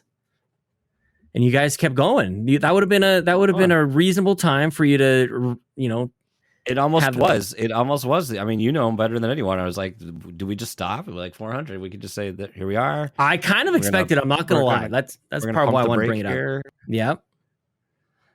Well, especially like, I mean, especially like we've hit some. I mean, we've always hit some adversity, and we haven't like officially. It's very officially unofficial, but like Kevin's pretty much our third chair. That's not an official person, but he is.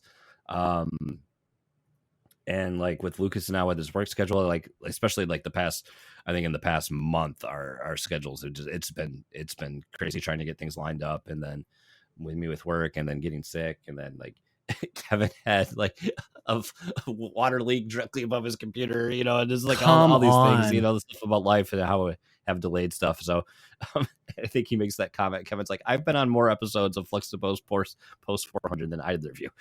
Because it's a new era, dude. So it's but yeah, it.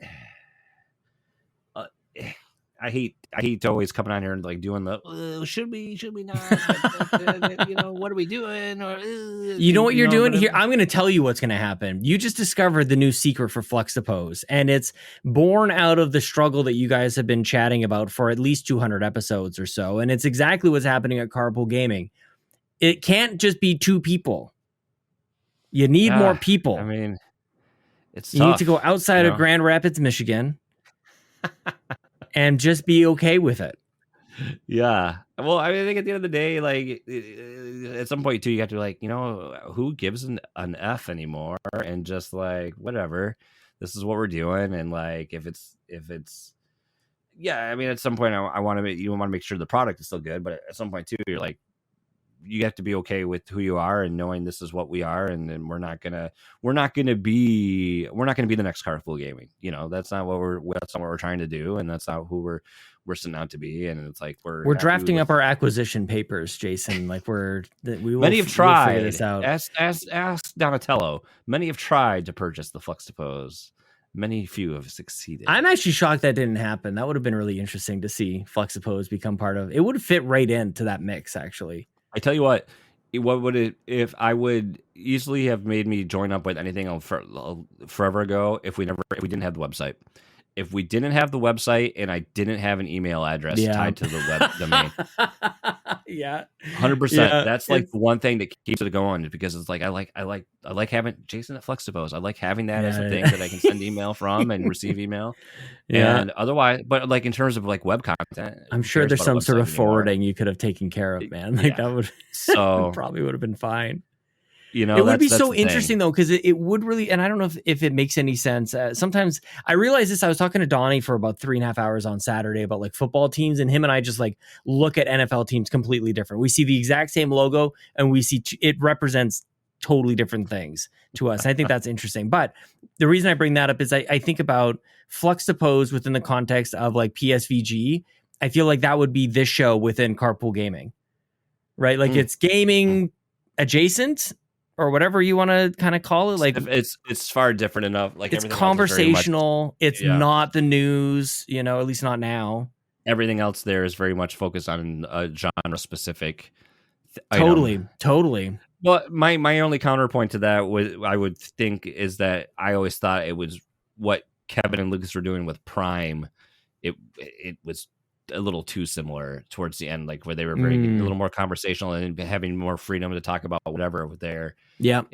They very much occupied the same sphere. Well, that's the thing. I think Lucas especially brought Flexipose to that show. Yeah.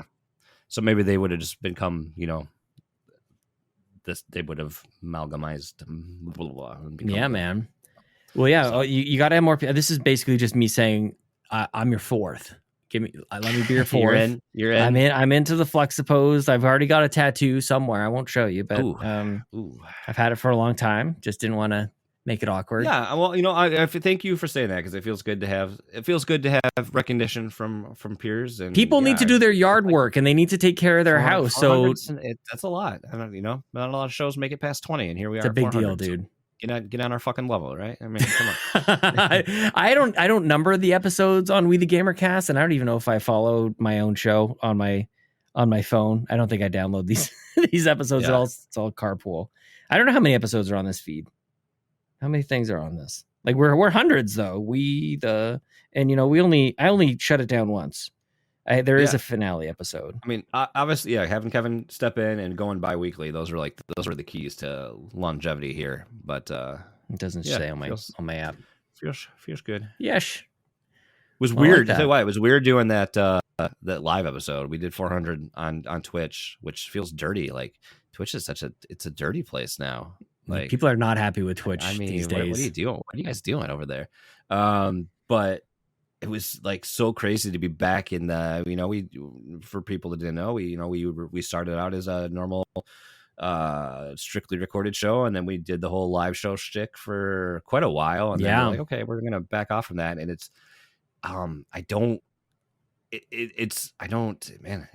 again, just being the two of us, it's tough. It was stressful doing the live show again, just because like, oh God, is the feed up? Is the channel? Is the stream okay? Oh, we don't have this. It was just the pain of the production side of it. It's just when it's out of practice, when it's out of your routine, like this, even the simplest things, and that is not simple by any means. Like, but even the simplest things can be pretty. I mean, that's kind of like me getting the kids out. Like it goes all the way. That's not my everyday, and it's like you can tell. I need that Steve Carell gif. Don't like that. You're reminded, just like, let's go back to normal. But I mean, it's a good example and something that it's interesting to reflect on, I think, now, because I remember you guys talking about being on Twitch for a long time. You felt like you had to. You definitely had this like feeling of an obligation to stay or remain or whatever it was. You had these rules, and this is where you and I think connect in a lot of ways. And I actually think in some ways you're kind of like an extreme version of this. If you have a feeling that you should do, like the email address, like not really a real reason to do anything, but it's nice, but it connects your brain, keeps you attached. I think we are similar in that way. But now that you've kind of broken free of that old rule that you had for yourself, I think it's interesting to kind of analyze the back and forth. And once you get outside of your own head, then maybe there's something okay on the other side of not being on Twitch every single week. Yeah. And long story, like, I don't know, like, again, I think the thing that always keeps the show going is like, I don't know when Lucas and I would talk otherwise. And right. That's the dilemma. It's like, do we not talk because, well, we talk, but like important things. Do we not talk about those because we were saved those conversations for authentic reactions in terms of content? Or is it just if we didn't do the show, we would just talk again regularly? It's just schedule time. And this is something I think is interesting to explore. Like when you do have that, if you have like a regularly scheduled time to get with a friend, and if it's a podcast, then that's it. But then if you go to not having that podcast, which I'm about to go through with Cato, like we aren't going to talk every single Tuesday morning. I'm behind on this. In case anybody else is, on Tuesday, we announced Cato stepping away from Carpool and from the Nintendo Drive. So, oh man, but we're still like, this is the thing. Like, we're still friends. It's just she has a family and her work is getting crazy, and a lot going on. She's got 100,000 subs on YouTube to take like care of. Her own things aren't. So what's happening with Nintendo Drive? We haven't announced it yet. We haven't announced it yet, but it's not ending. So yeah, we have something very exciting. We have exciting things too. And the reason I'm being cagey, about it is because I'm on the show. We're gonna announce her. Oh, can you imagine? Yeah.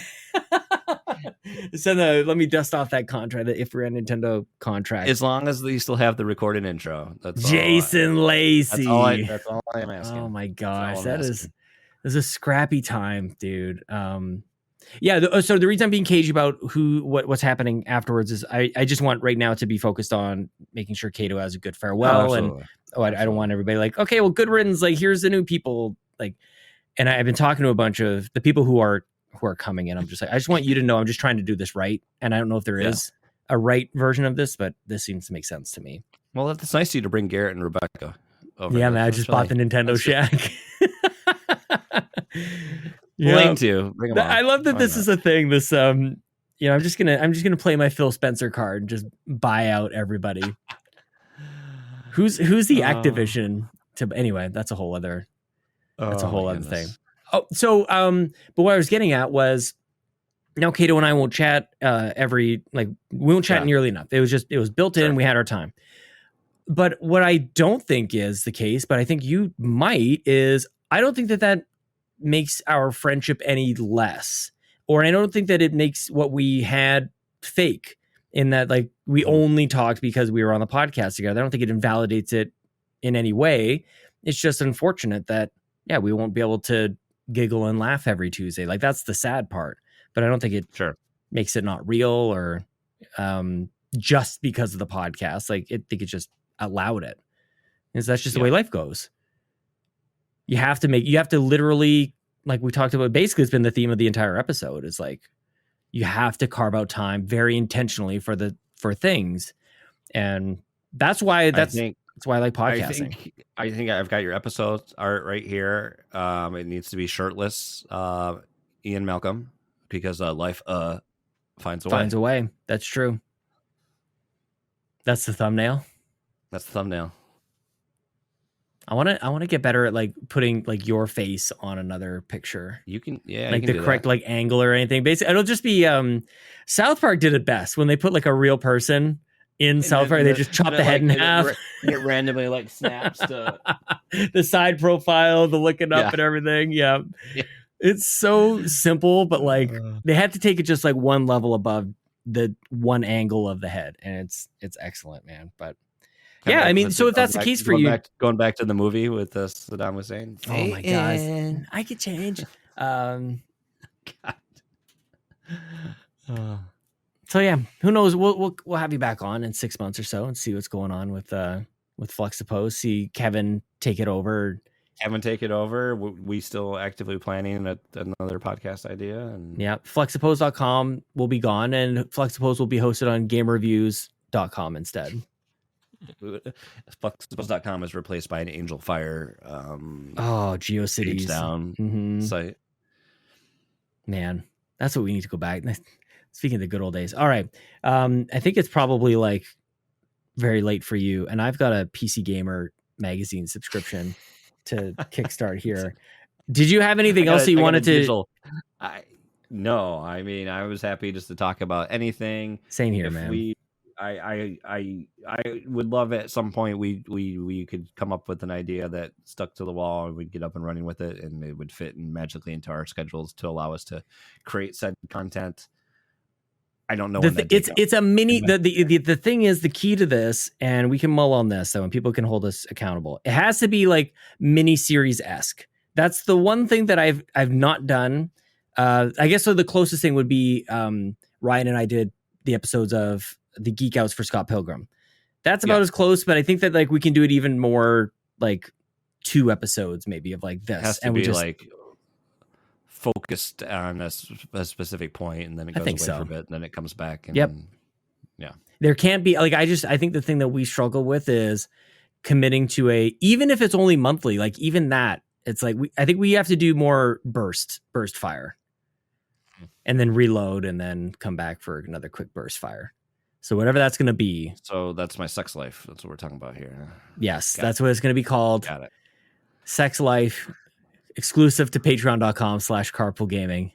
Dude, we're gonna get all the subs now, baby. And everyone's gonna get in. patreon.com/fucksuppose. What? You gotta get in at that $69 level if you want this episode. Oh my gosh. Twitter.com/ are you Hey Flexy? Are you Fluxsuppose? What is your Twitter.com? Hey Flexy. Hey Flexy. Hey Flexy. Hey Flexy. Yeah. It's a weird thing that happens when you pop up Twitter, and oddly enough, it's very actually, this is actually really weird. Last week, Ryan Craig was my guest on the show. I fired up Twitter to see what your Twitter thing was. First thing that pops up, Ryan Craig getting ready for a sleep study. Kind of weird. That math is everywhere. Apparently. Is Donnie taking more pictures of the... Okay, anyway. Hey, Fluxabe. Fluxsuppose is the podcast. Go to the website, fluxsuppose.com. So Jason can... What was it on Squarespace? Where do you guys host it on? It's on Squarespace. Yeah, so you can keep building it beautiful. Thanks for chatting with me tonight, man. I can't wait to launch a podcast with you sometime. Thanks for having me, friend.